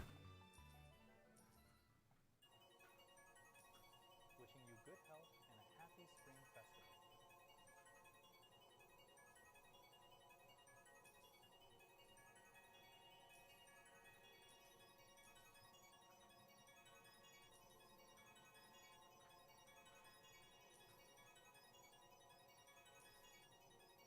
Your score is the total of all fun rounds. Man, I hope I get my email to test the PC version. I am so excited to test the PC version. If it's done well, if it's stable, if it's fluid, like not fluid.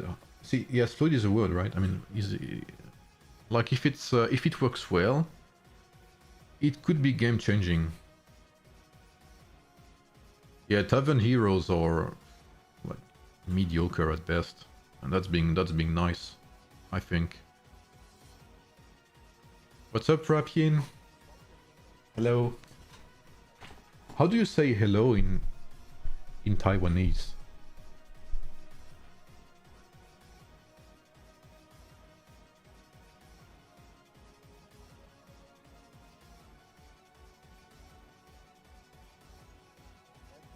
Hello? No, that's in Indonesian. Do you think the PC version will bring new players? 100% it will. They won't be happy about it because like, don't get me wrong, there will be a lot of players who will be like, oh, this is great. Age of Empires on PC? Wow. And then they will realize it's a pay-to-win game and will be completely like disgusted by it. But among these players, there will be some people like me who stay in the game and you know, are involved, basically.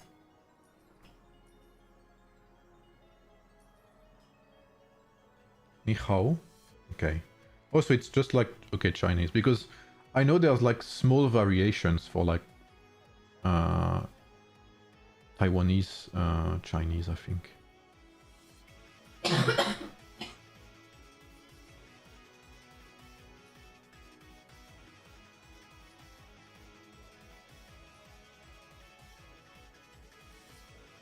I'm not very knowledgeable with all of that, so I'm sorry.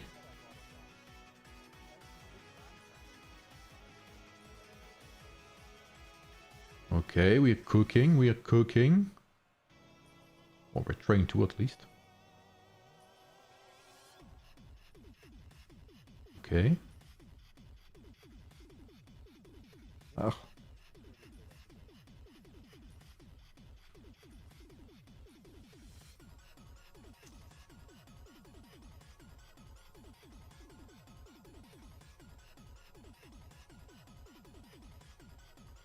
you still think Zhao Yun worth making 5-star? He is still good at 3-star, especially if you don't use him as a primary hero. But he has a very good 5th-star. The 5th-star does make a difference, especially in things like rallies. Because you have to see, like, in very long fights, the difference between 60% chance to give double attack and 100% chance to give double attack is gigantic in very long fights. In short fights, it can make no difference, because if you're lucky in a very short fight, you will activate that 60% consistently. But the longer the fight, you know, the less likely it is to be true.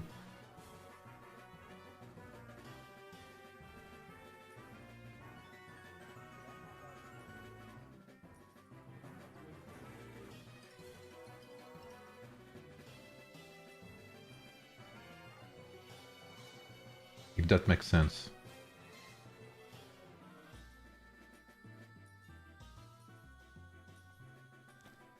Oh, I never got this far. Amazing. Redemption arc.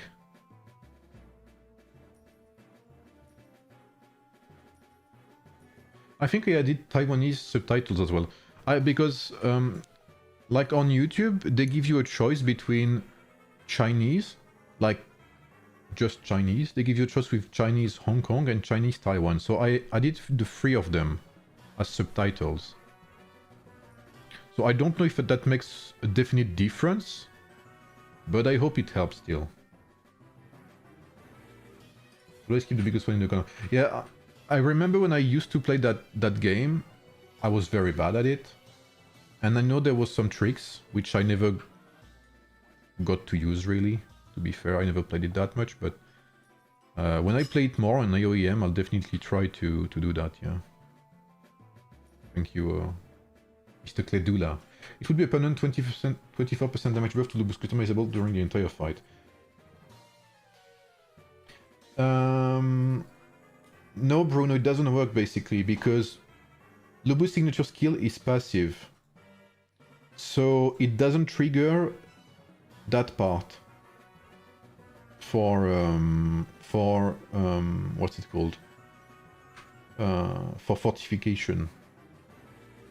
So the only part you get is the part where you activate your customizable skills, you increase your activation chance on your signature skill, which doesn't work on Lubu. So you get the opposite. You get an additional activation chance on Lubu's signature skill, which does not do anything, per se. So can we say sure there will be no new heroes in Season 7? Oh, I think there will be new heroes.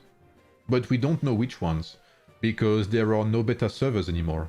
So it's like we are left in the dark with that one.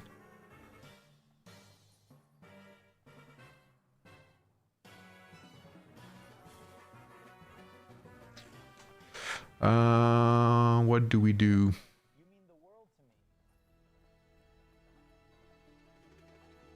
I think we're cooked, but that's our best score. And yeah, daily rewards is pretty good, so you can get this daily. And again, that is more rewards than you get with the Wonder Contest new thing they added. So again, there's like a mismanagement of rewards there.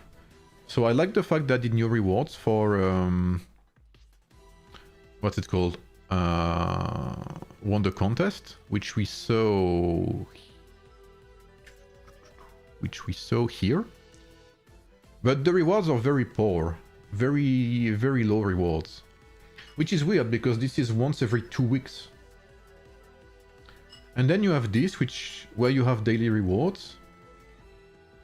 And they're better.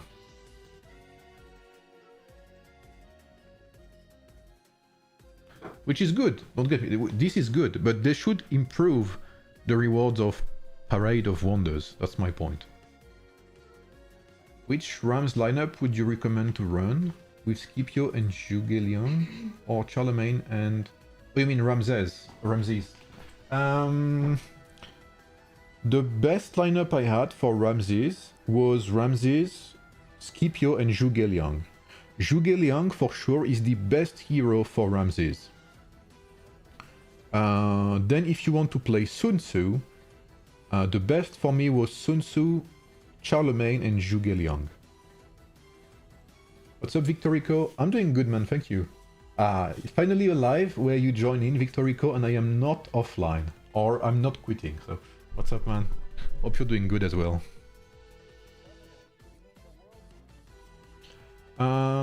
So honestly, like, again, I'll say it. Pretty good signs. Treasure Scroll rewards are insanely good. Starfall Vein will play in 17 minutes. So hang out for that.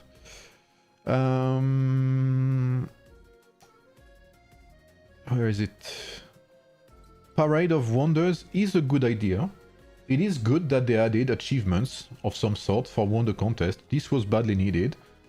So it's good. It's a good first step. Now I think the rewards are lacking. Like 4 hours of speed ups.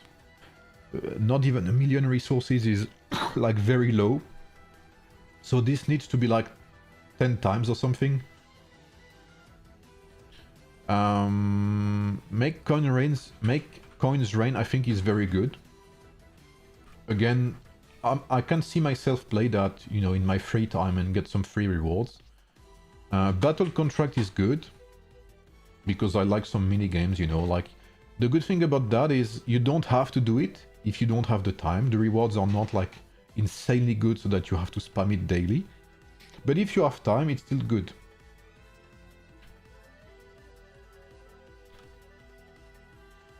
What's up, Starlush? I didn't get your small summary to DJG a few minutes ago. You said DJG is good in open field for Lubu, DJG Zhao. So it's still, I'm sorry, I'm trying it because I saw Timmy's video. I still haven't played it fully. So maybe Zhao first is better, etc. You know what I mean? But DJG seems to be good in open field for sure.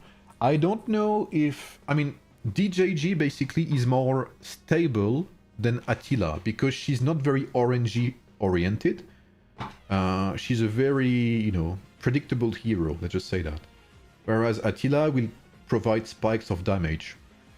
So they both have their ups and downs. Like, will DJG allow you to beat pikes in open field? I don't think so. But will DJG allow you to beat opponents where you would maybe lose with Attila? Yes. Because sometimes if Attila does not activate his skills, he's useless. Now, will Attila allow you to sometimes smash pikes because of his damage spikes? Yes. Sometimes Attila will trigger his skills insanely fast, and you will completely obliterate pikes in 1v1, where you would usually lose with DJG. Similarly to Timur. I don't know who's better right now between Timur and DJG. I haven't tried enough. But I think they are very similar. Timur and DJG are both supports that provide tankiness and a bit of healing. So they will provide stability to your lineup. They will basically tone down on the RNG that Lubu has and give stability as a counterpart. So if you want to play like safer, not risk, you know, being one shot, etc., then maybe DJG and Timur are better. Even if I think you should only go DJG if you are like a whale and if DJG is 5 stars. Because DJG does not provide that much if she's not 5-star. A 5th star is insanely good. It reduces your troops damage taken by 15% for 6 seconds is insane, and you need that. If you don't have that, I don't see her being useful with Lubu. I'll just say that. Whereas Timur works only at 3 stars. So, as a summary from my very early perspective, if you're looking to rally, either go Timur or Attila. Yes, Timur or Attila. If you're looking for open field and you want more sustain, you don't want to rely on RNG that much, then maybe Timur is better for you. And if you want to go like full damage, full burst, then maybe Attila is better. Yes, it does activate Bruno, but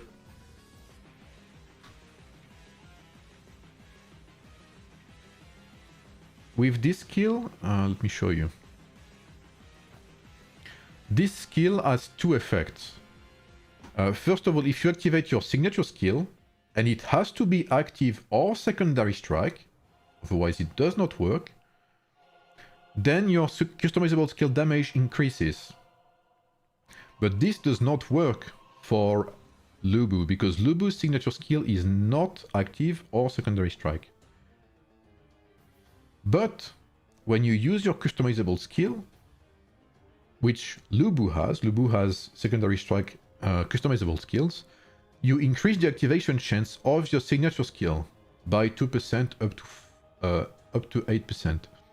So when you see activations for DJG, what you actually get is this. Is the signature skill increase. You do not get the first part.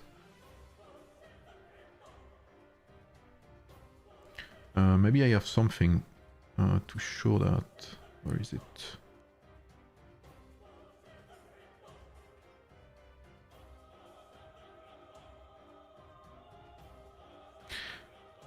This is a very clear example.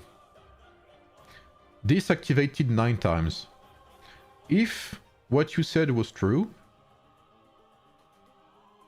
you would get as many activations as you get signature skill activations. However, here, Lubu activated his signature skill 17 times, and we only have 9 activations of strengthening fortification. So something's off here. So here we get 10 activations and 9 activations of strengthening fortification. I don't even know why it's not 10. But it's still closer, at least. Maybe I can try it again. I don't know if you see what I mean. So you don't get the damage part from your customizable skills, basically. I think, at least.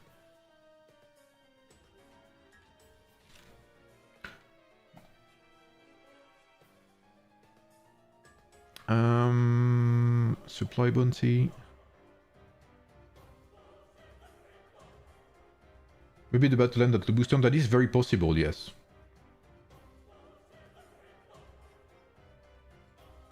Would you say Lubu is best as a commander in short fights and Zhao is better in long fights? Yes, 100%. Especially, like, the only reason you should play Zhao first is if you play with Timur or DJG, or, you know, if you play a lineup that relies a bit more on stability, basically, rather than burst. And if your Zhao is 5-star as well. Messigam is the even warrior worth the 4k for me at Trib lag when I put it on Trib. I don't think it is. I don't think it is. I'm not a big fan of Divan Warrior. I don't think it's that good on Miyamoto and Lagertha. It's maybe worth for King Arthur or Ramses, but for Miyamoto, I don't know. I'm not a big fan of it. Let's see. But you raise a good point, Bruno. And again, this is where we see that these battle reports are not detailed enough. Okay, these times we had... What the hell? We have 16 activations. What?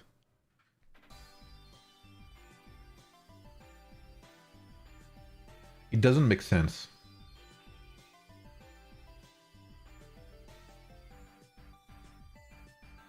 It activates both parts? You're right. You're actually right.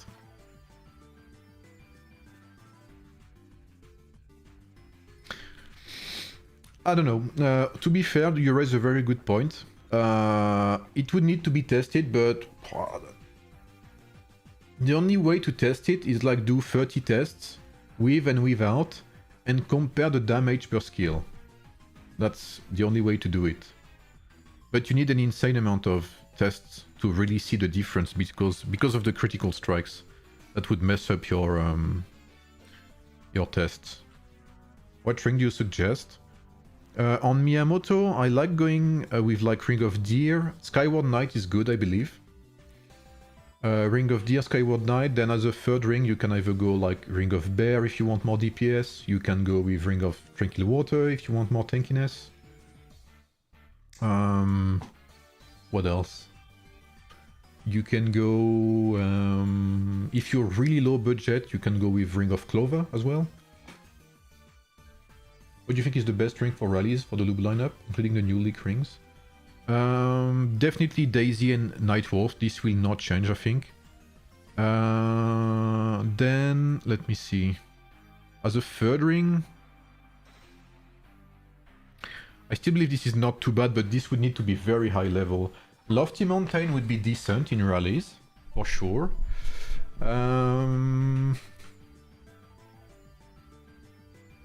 If you play DJG, Ring of Falcon or Sage of Judgment would be great. I actually believe Sage of Judgment would be insane on DJG. If you play Peaceful Haven, that is. Bear as well, if you want to go full DPS, full nuts, go crazy, go stupid, then Ring of Bear is not bad. But Lofty overall is a very good choice if you want. Like, Lofty is a very good rally ring overall. 5 minutes until we try the new game mode, so let me just...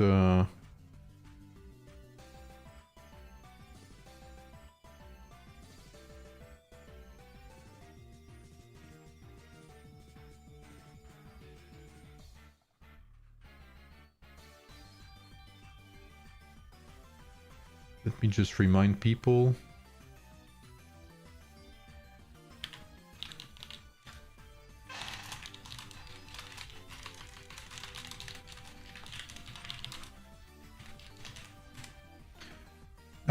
Let me go back to more chill music.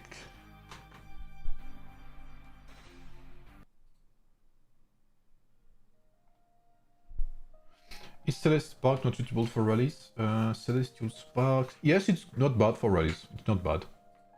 I'm running Lion on Mia, Tulip Lagerfa, Tribuana, Clover.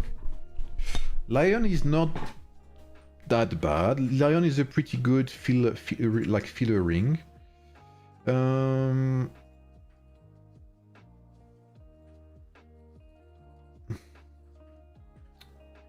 Tulip... I guess I would put Tulip on Miyamoto instead.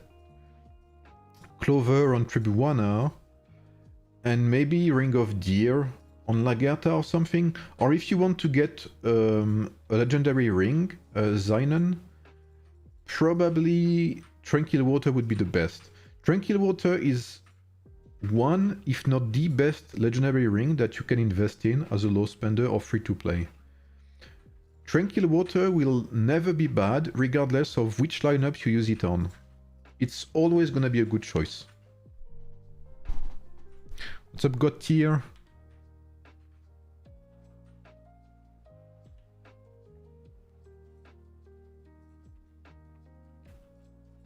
No worries, Zynon. So yeah, if you have any, if you're in doubt,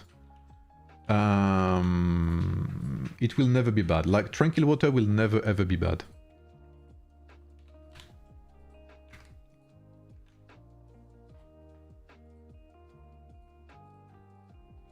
And even with the new rings they leaked and whatever, it is still a very good ring.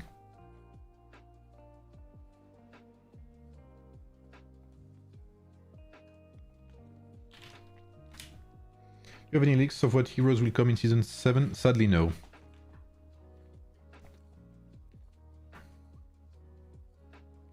Think Zhao can activate fortification when he puts those cloud marks. Maybe, yeah. It is very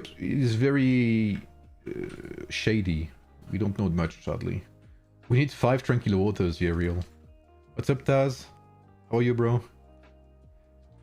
Yeah, Tranquil Water is one of the best rings in the game. And for not, like, 1.6k right now is not that hard to get. If you compare it to rings like the Sage one, Sacred Sage. Like this one is insanely specific for 4k. What about Ring of Lily on Juge? Ring of Lily is the one with the healing, right? It's not bad, yeah. Plutonium. Basically, Ring of Lily is great on any hero that has Peaceful Haven, if you want to trigger it more often. It's like a mini what's it called? Mini Falcon. Good warrior swordsman, Mias keep your lag. Beat tactical swordsman. Ramses keep your Zhuge in open field. Yes. Absolutely, Yin. But it would be it would depend on luck, kind of. Because if your Miyamoto does not activate his signature skills, if you're not lucky, you will lose against Ramses. Fighting against Ramses is a fight against time. If you damage Ramses enough before he activates his commander skill, then you will beat him. But if you do not manage to get him low HP quick enough, then you will lose. So it all depends on Miyamoto's willingness to activate his signature skill. Yes, Victorico, absolutely. That is also a very good news. New heroes in the expedition. I don't have them on the Pioneer, but yes. What's up, Nico? Nico's stomach here. I finished this. Ah, yes, you sent me a DM, but I haven't had time to answer you. Nico. I'll check after the stream and after I eat, if you don't mind. What's up, Asterisp? I'm doing good, thank you, man. What about you? Okay. It should be soon, this new Starfall thingy. Where is it? Starfall Vein. Veins opening soon. Okay.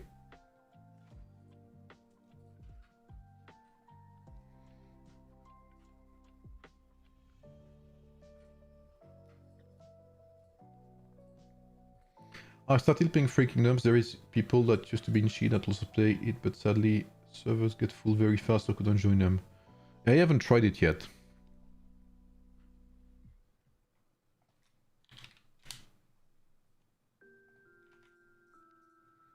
Five seconds.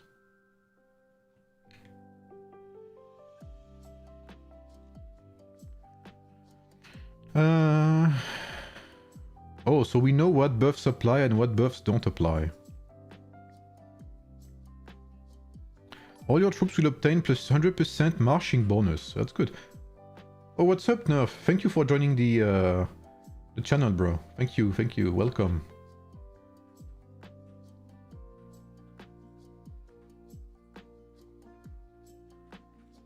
Also, Alliance active skills do take effect, and items do take effect as well. Okay.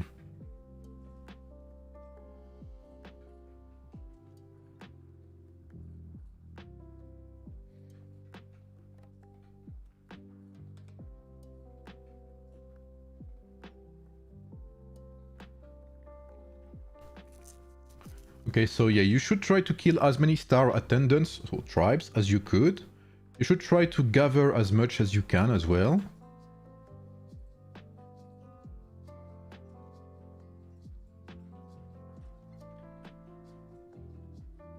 Oh, wow, the map is giga big. Stinky Feet 9. Amazing. We are close to Stinky Feet 9.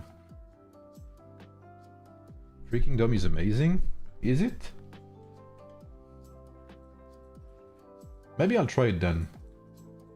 Oh, thank you for the 25 NOK. I don't know what currency this is, but thank you, man. Thank you, Rayman. Yeah, if you wanna fight over donations, I'm completely fine with that. Can I TP or relocate or something? Oh, I can. What's up, Austin? Thank you, bro. You're missing out. Maybe I'll try it then. Maybe I'll try it. Stinky Feet 9. Wow. So who am I with? It's like 41 players. I'm with Mr. Sneaky. Is that the real Mr. Sneaky? Quintos, Bizo.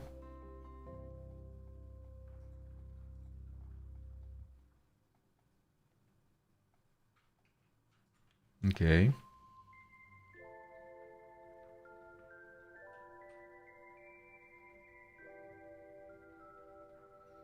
So you get bonus movement speed.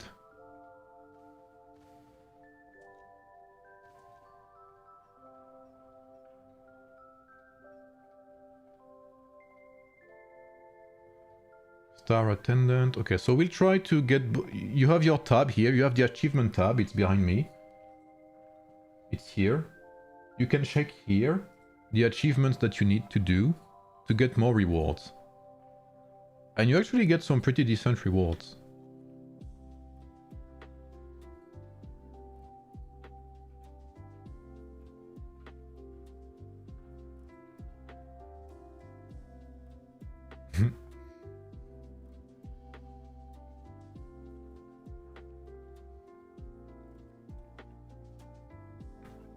Wow, 3,000 per minute. So you don't need a gathering lineup really per se.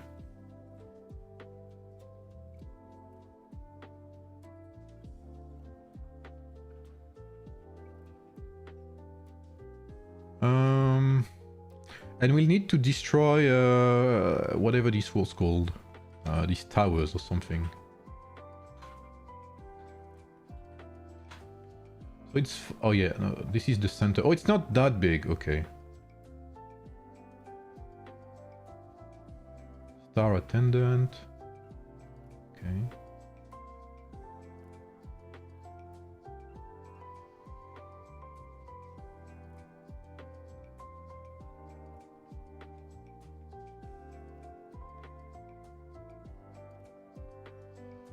With 30 seconds.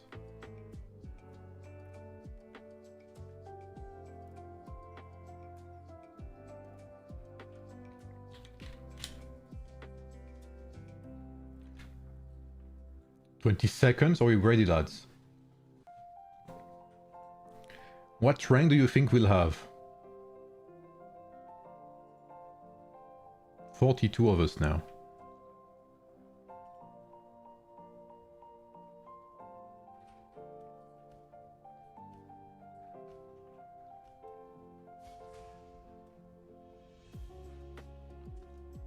Can I relocate here or something?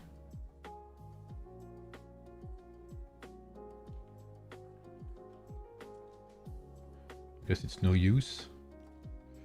So let's do that. Let's do that. Let's do that. Ooh.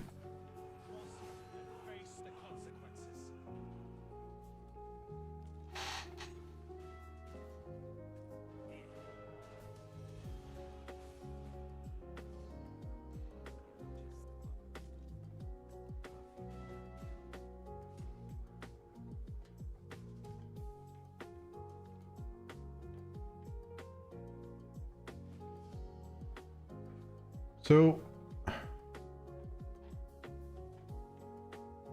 what do we have here? The resources are the same at the center.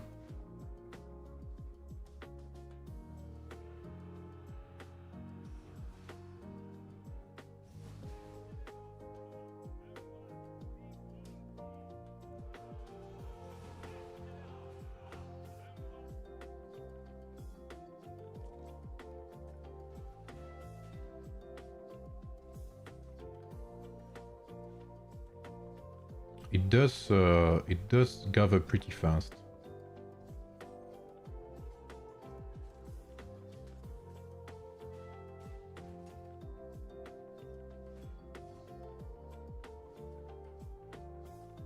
Okay, let's kick some ass.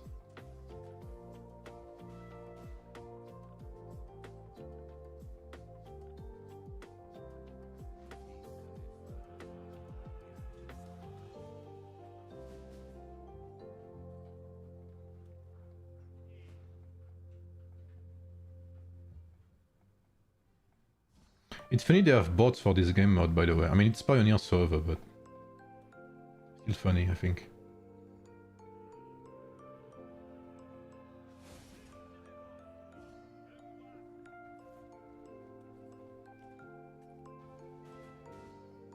Oh, a chest. Okay.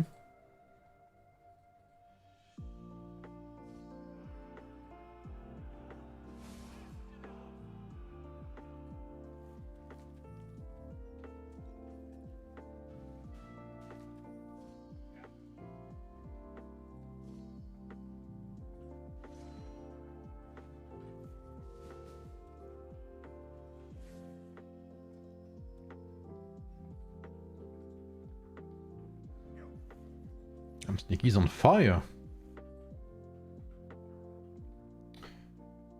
So, there's no better rewards here, or am I missing something? The rewards are exactly the same here.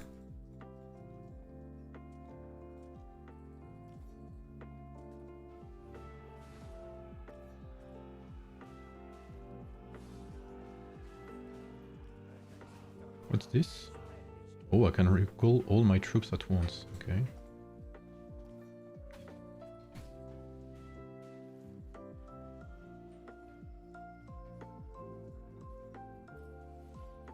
$150k is massive, by the way. Can we talk about that?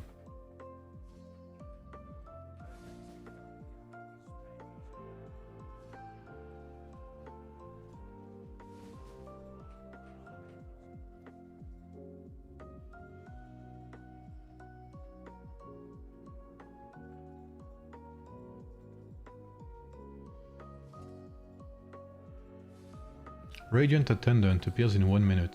Okay. And I don't have any TP left. What's up, Anasin? Yes, feel free to like the stream, guys, if you like it.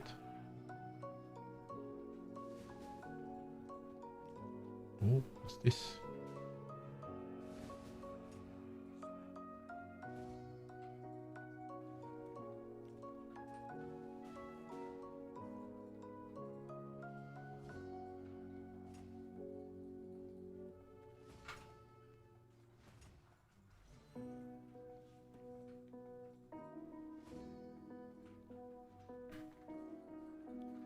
TP is limited, yeah, once every 5 minutes, looks like.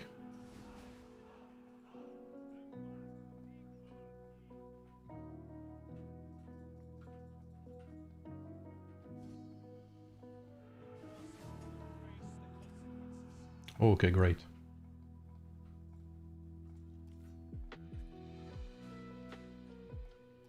Oh, and now we have higher tier of resources. Okay, I see.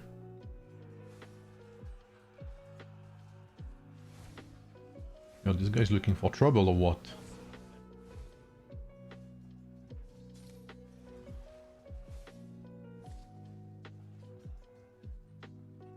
Look, I'm cooking in, guys. Yeah, what you gonna do?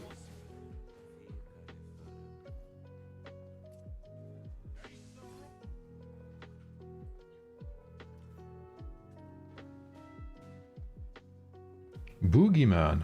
Who the hell is that?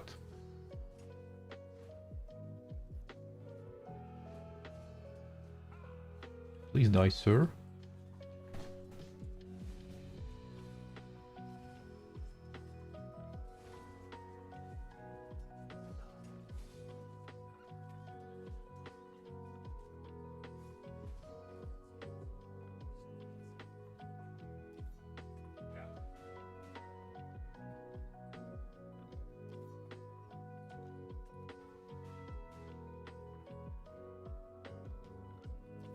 Okay, let's keep cooking, guys.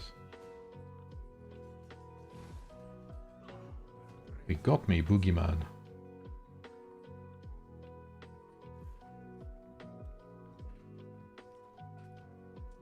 Oh, when your troops are wounded, you cannot send them outside for 3 minutes. Which is enormous, by the way.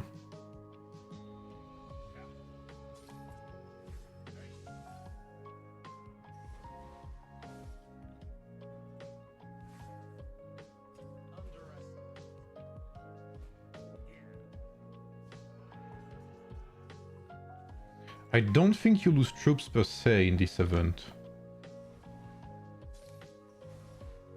I'm cooking this guy alive, by the way.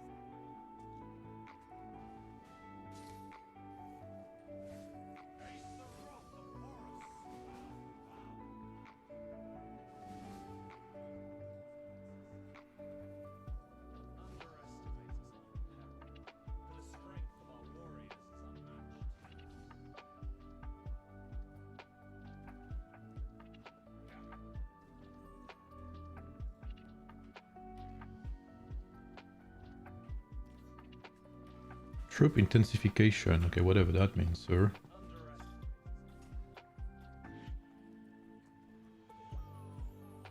What the fuck is this? Oh, appearing soon. Okay. You have to stay alert, boys.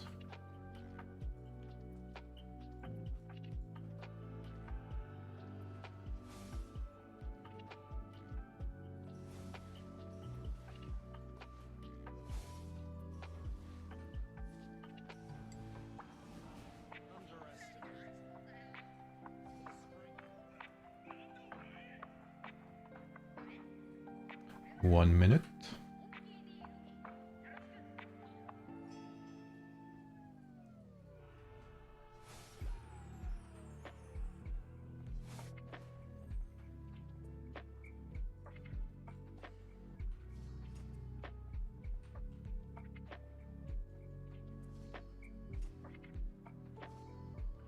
"33 seconds.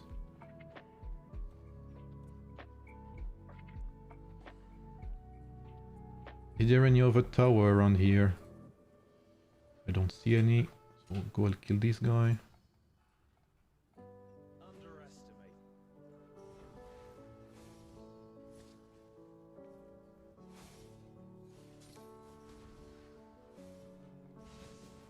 Those guys are growing me.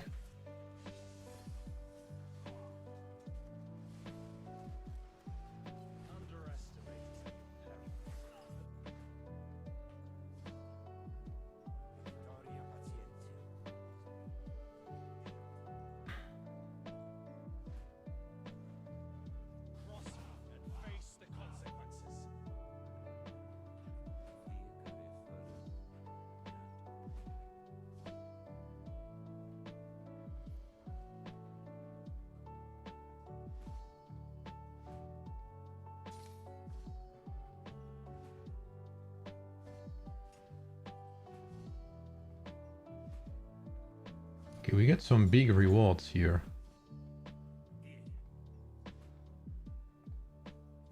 This game mode like asks you to be proactive, by the way. You cannot just like AFK and do your thing. It's kind of interesting.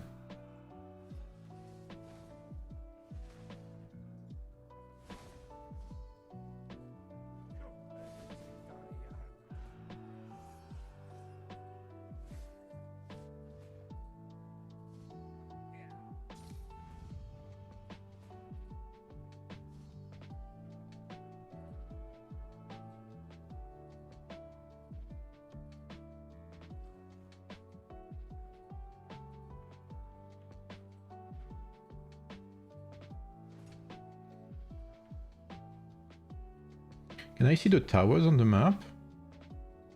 Is that one? Oh, it is. Okay. Oh, they're pretty far apart. Okay, good.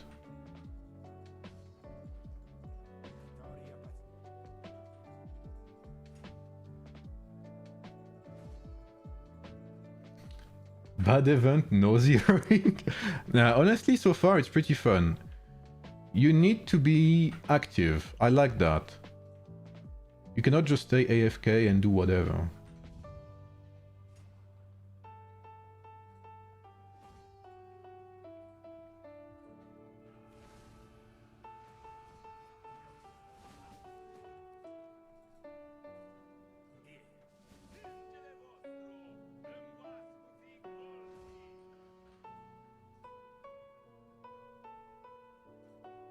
Multitasking included, yep. Thank you Yololo for the prime, thank you bro, welcome, welcome. Merci bro, j'imagine que c'est Yolo du KD1.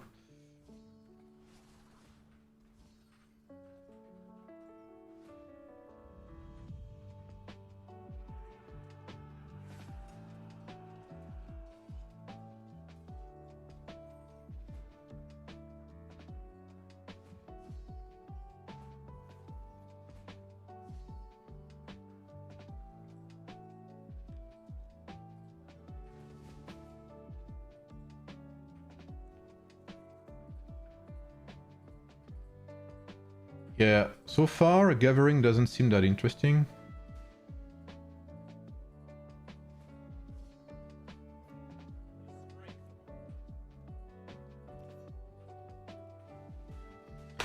But DPS surely is interesting, yeah.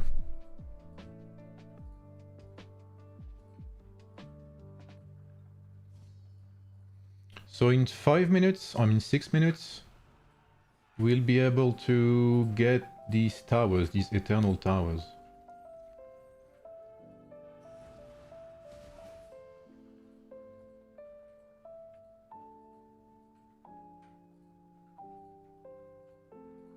There's not many towers left, there's a couple, but...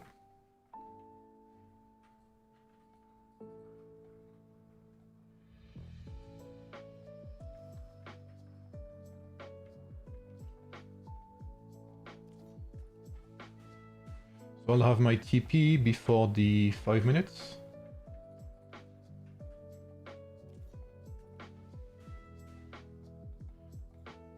Let's go for the monuments. We won't generate some points for some time, but we should still be able to keep up.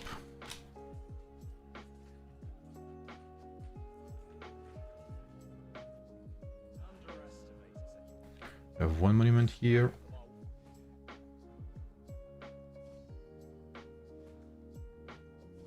And I suggest removing the auto return as well, because as you can see, this is not very practical.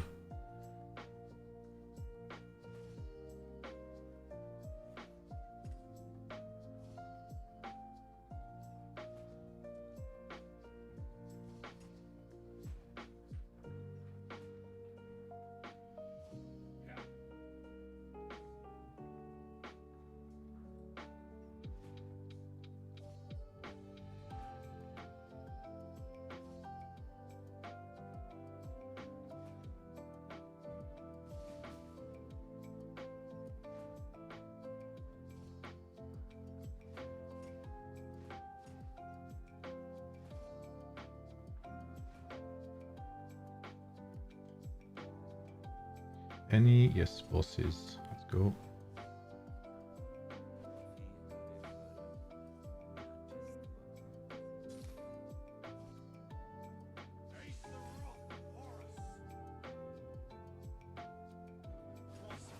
Honestly, Cav might be pretty good in this game mode as well, just for the sheer speed that they have.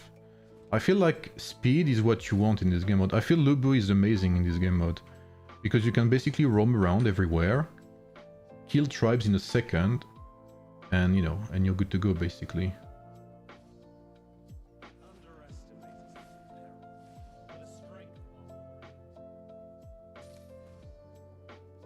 But yeah, I feel like gathering is not that interesting.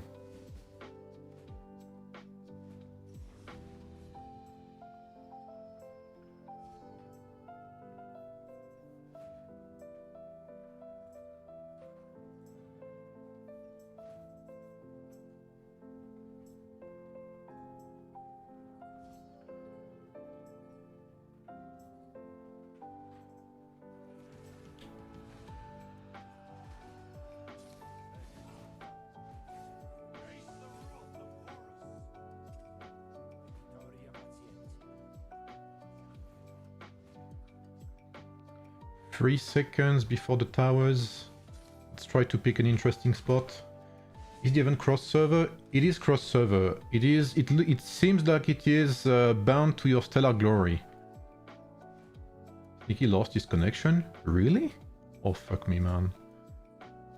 He has to be like the unluckiest guy.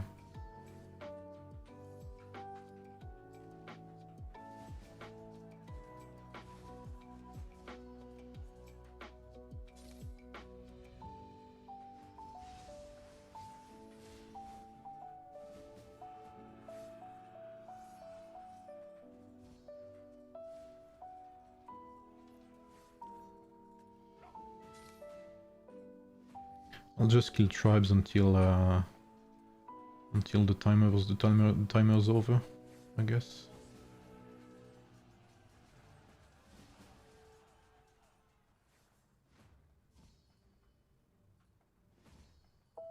I like the fact that they were smart enough to increase the movement speed by 100%. I feel like without that it would be pretty boring. But you have some form of, you know, dynamics at least.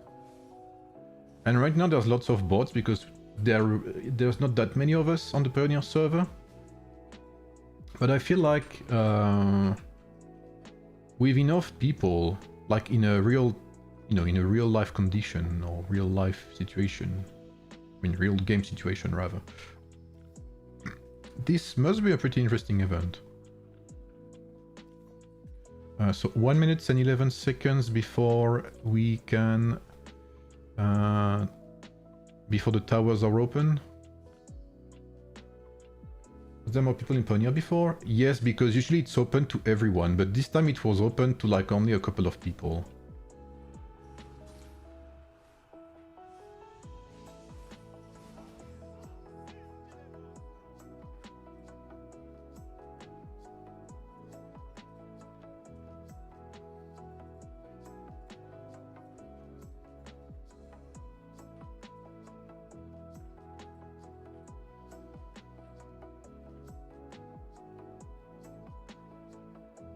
Can we even TP here? We can't.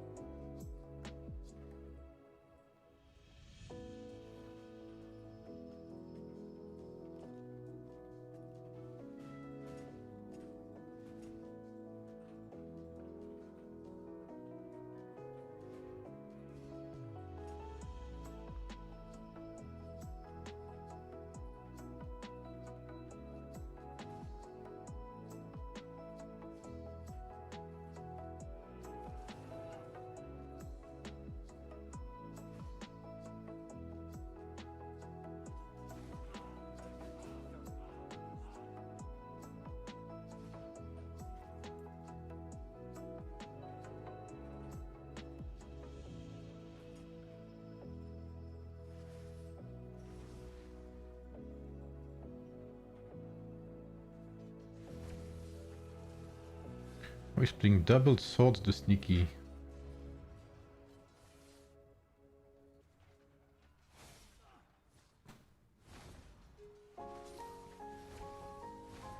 I'm cooking him.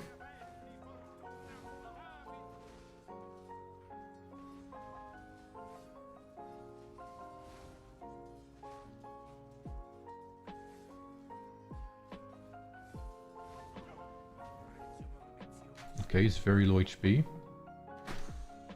Okay. Do I get points when I do that? Oh, I do actually.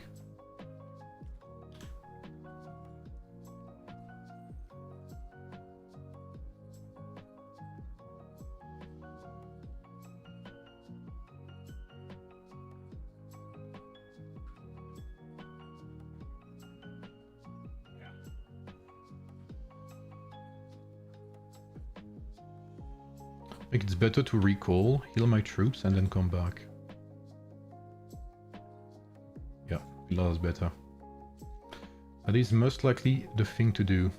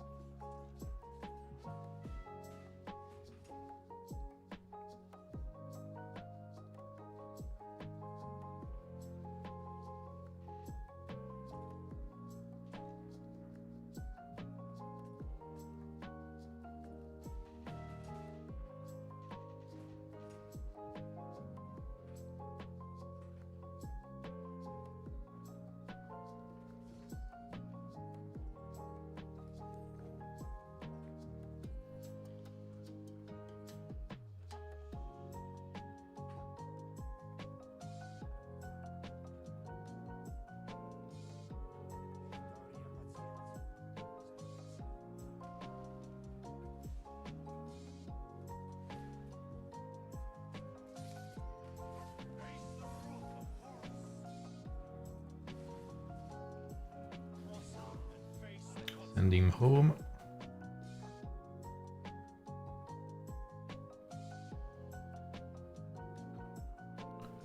I guess he'll come before me, right? Oh, no he won't. Okay, that's good. Looks fun. It is pretty fun, yeah.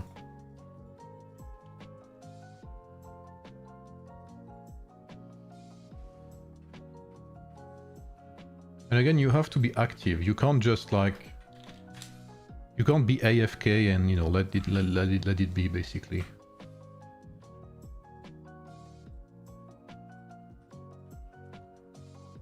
Okay, I cooked this guy, good. Yeah, it's very tanky, by the way. Can we talk about that?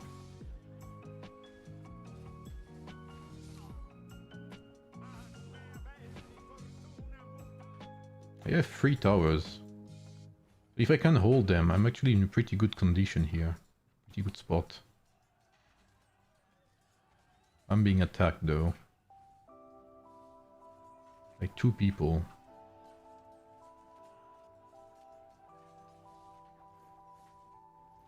I am stacking points. So the towers are definitely holding a key point here. If you don't get the towers, you basically lose. I mean, even if you have a great advantage at first, if you get the tower control, you basically win.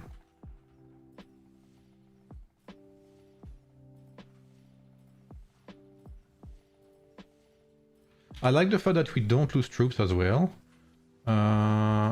When your troops die, they're basically sent home and you have a 1-minute cooldown. So sometimes it's better to not die, refresh your troops, and then come back out again. I'm most likely gonna die here.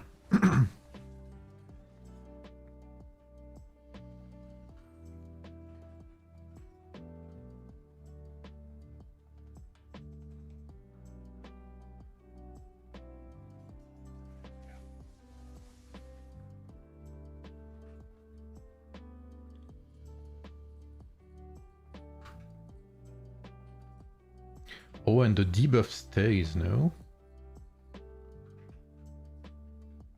Yeah, but even if you control them, like you get minus 80% stats, or you take more damage and you deal less damage.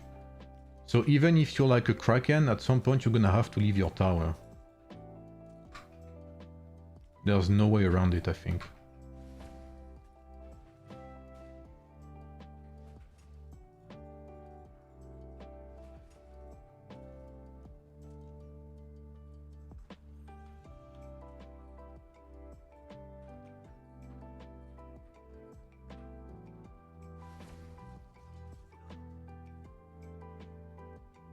See you, Taz.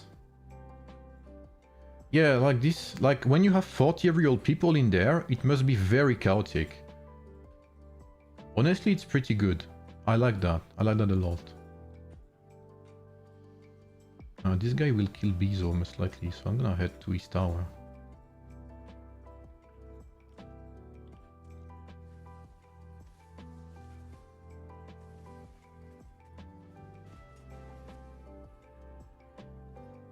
Yeah, this guy's killing Bezo, so I like that. That's good for me. What's up, Cracker? How are you, bro? I'm sorry, Sneaky, it's not against you.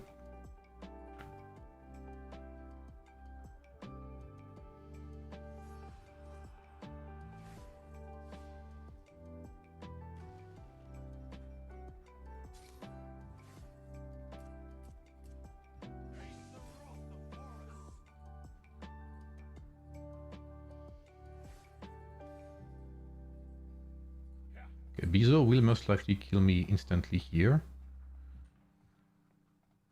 2 minutes left. We are in the lead, guys. Pay to win event? Not at all. Like, this is the farthest you can be from pay to win event.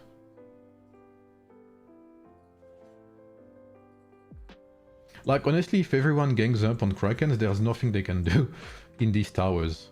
You just have to deny towers and you win, basically. Or control towers and you win.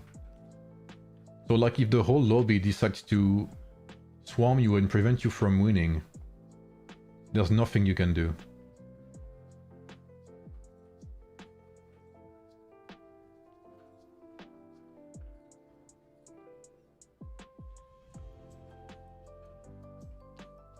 Oh nice, 1.1 million, yeah, I'm close to that as well.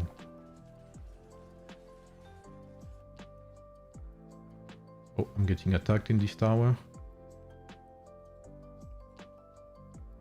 Oh, Mr. Sneak is going for me. I respect it. I've been in this tower for 7 minutes, by the way.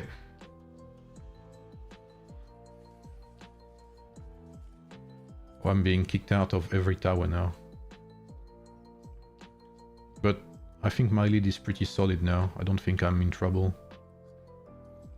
So here I think the smart move is to leave and re-enter. Because you see, it de-aggroes. I can be a pain in his ass like that.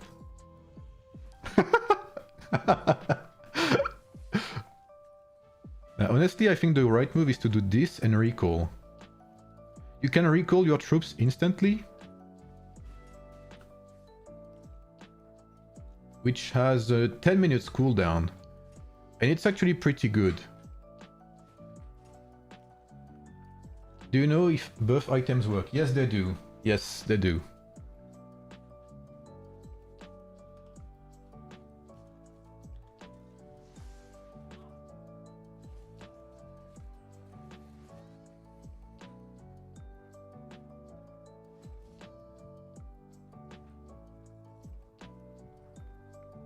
So Bezos doing the same thing, he's leaving.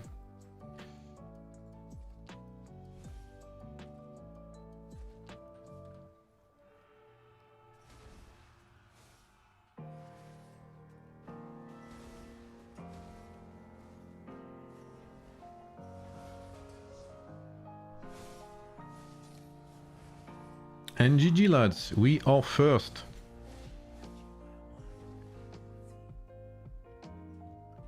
We are first. So honestly, very good event. Honestly, very good event. I feel like early on, you feel like, you know, you have a lead, then you lose your lead, etc. But what matters is the towers. The towers is what decide if you get first or not. So as you can see, I am not first in gathering. So I will get these rewards because I was first in the event overall. I will get no rewards for gathering. I will get some rewards for field battle, it looks like, yeah. So I will get some rewards for field battle, I'm second here. And I'm third for looting. So honestly, I like that. So even if you don't focus, like if you don't want to focus the towers because you feel like you cannot get them because you're not strong enough, you can just gather, do tribes, and loot basically. And you will get some rewards as well because you can score. You can see I'm first, but I am not ranked at all in the gathering event. So you can pretty much rank up in anything. You can top score in gather, etc., field, and etc. Even if you don't win this event, it's okay. The rewards are okay, honestly, for a weekly event. If you can get that weekly, that's very good. And one thing that I like is that you have to manage your teleport, which has a 5 minutes cooldown, and you have to manage your troops as well. Because if your troops die, they have a 1 minute cooldown where they cannot be sent out again.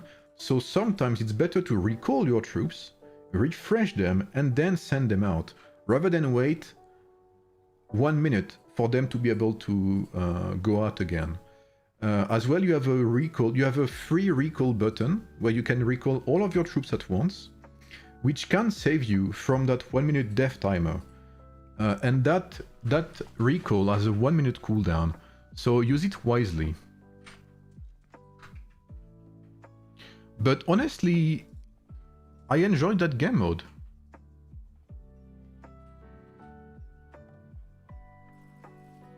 Let's go. Let's use that.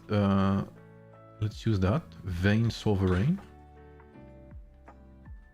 rock and stone, of course.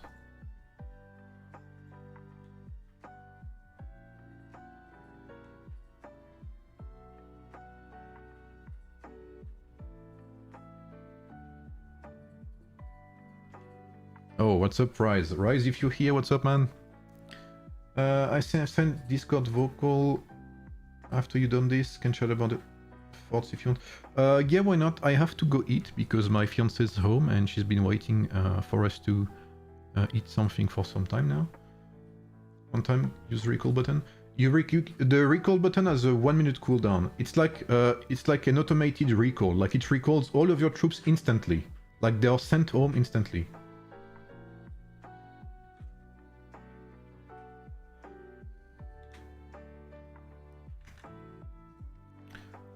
So yeah, let's see. So in this event, I got some tier rewards.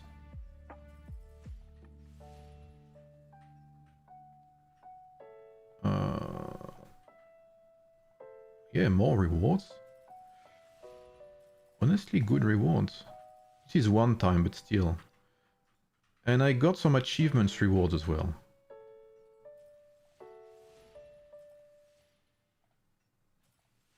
Give me that. So yeah, honestly, that's pretty good. That is pretty good. I am pretty pleasantly surprised. Honestly, I didn't know what to expect in terms of... Yeah, I saw them, Bizo. I didn't know what to expect in terms of event. Like, was it gonna be good? Was it gonna be boring?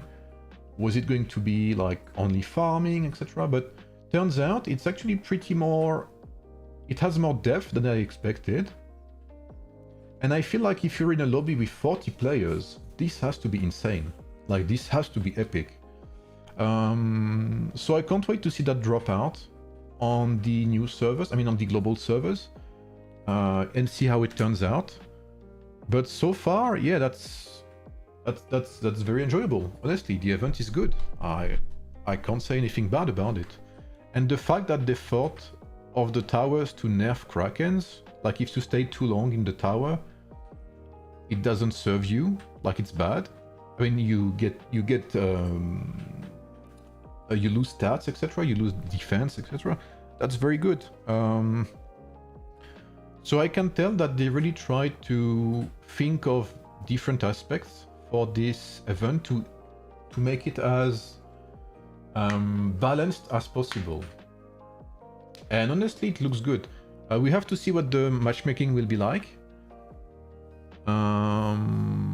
But other than that, honestly, it's pretty good. It's pretty good. I had a fun time. What's up, Nicola? It's been nearly 3 hours. I'm hungry. Tomorrow there's GEE. I'll see what I do tomorrow. Maybe on stream or not. I don't know. Dave's waking up. Maybe, I guess. But honestly, pretty good so far. I'm very surprised. Pleasantly surprised.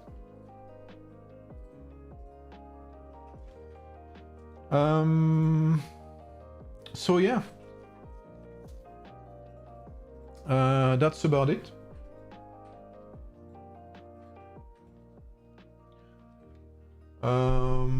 So yeah, overall pretty positive. I'm not gonna lie. I'm very happy about that.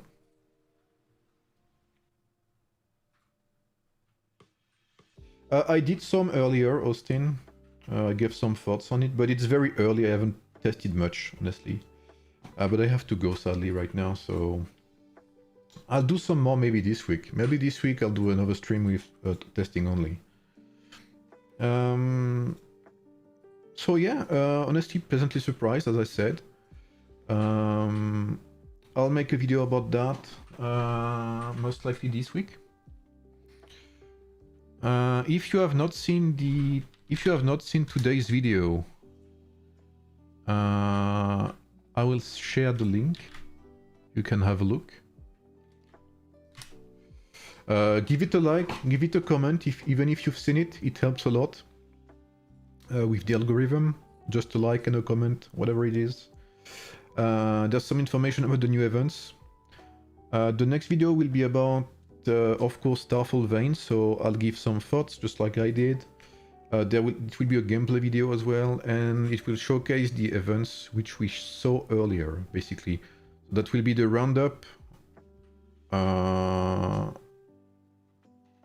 That will be the roundup of the Pioneer server. There's not much to do after that. How do you do that, Sneaky? How do you...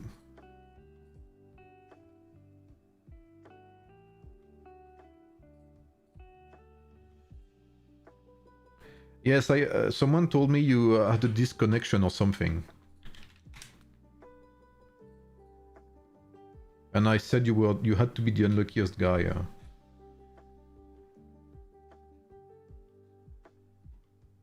Thank you, lads. Thank you, thank you. How do I go to YouTube Studio? I have to go to YouTube Studio to...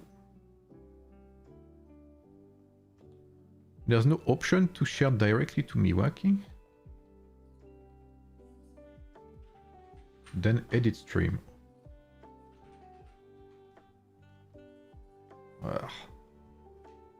They do make things complicated, don't they? Live details, I guess.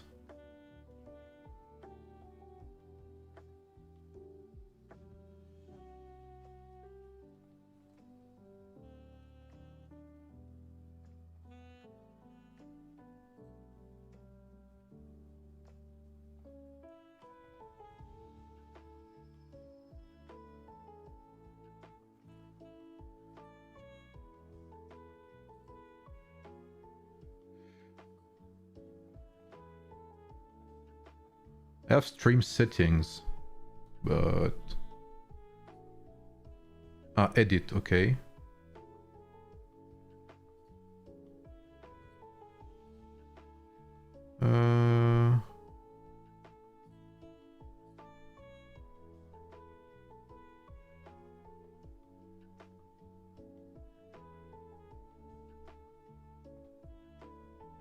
Oh, redirect.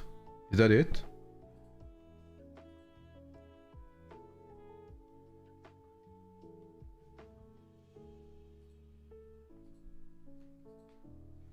Search videos from other channel. Miwaki. Redirect privileges needed. Ask Miwaki to add you to their live redirect list in community settings. Okay, I'll do that later. So basically I cannot redirect to Miwaki because she's blocked me. Ask Miwaki to add you to their live redirect list in community settings. RIP. Well, I guess we'll have to do that later. Alright, but chat, feel free to go and see Miwaki. She's another creator. So go and support her if you have some time. And if you want to help, of course. Alright, lads. Yeah, I know I will face her in GE, yeah. I wish you guys a good day. I wish you guys a good night. Thank you for being here. Feel free to like the stream. I hope you enjoyed the stream. I hope you got some good information out of that. I'll see you either tomorrow or Friday. I'm not sure yet. And on Saturday for sure. So have a good day, lads. Thanks for being here. And I will see you soon. Bye, everyone.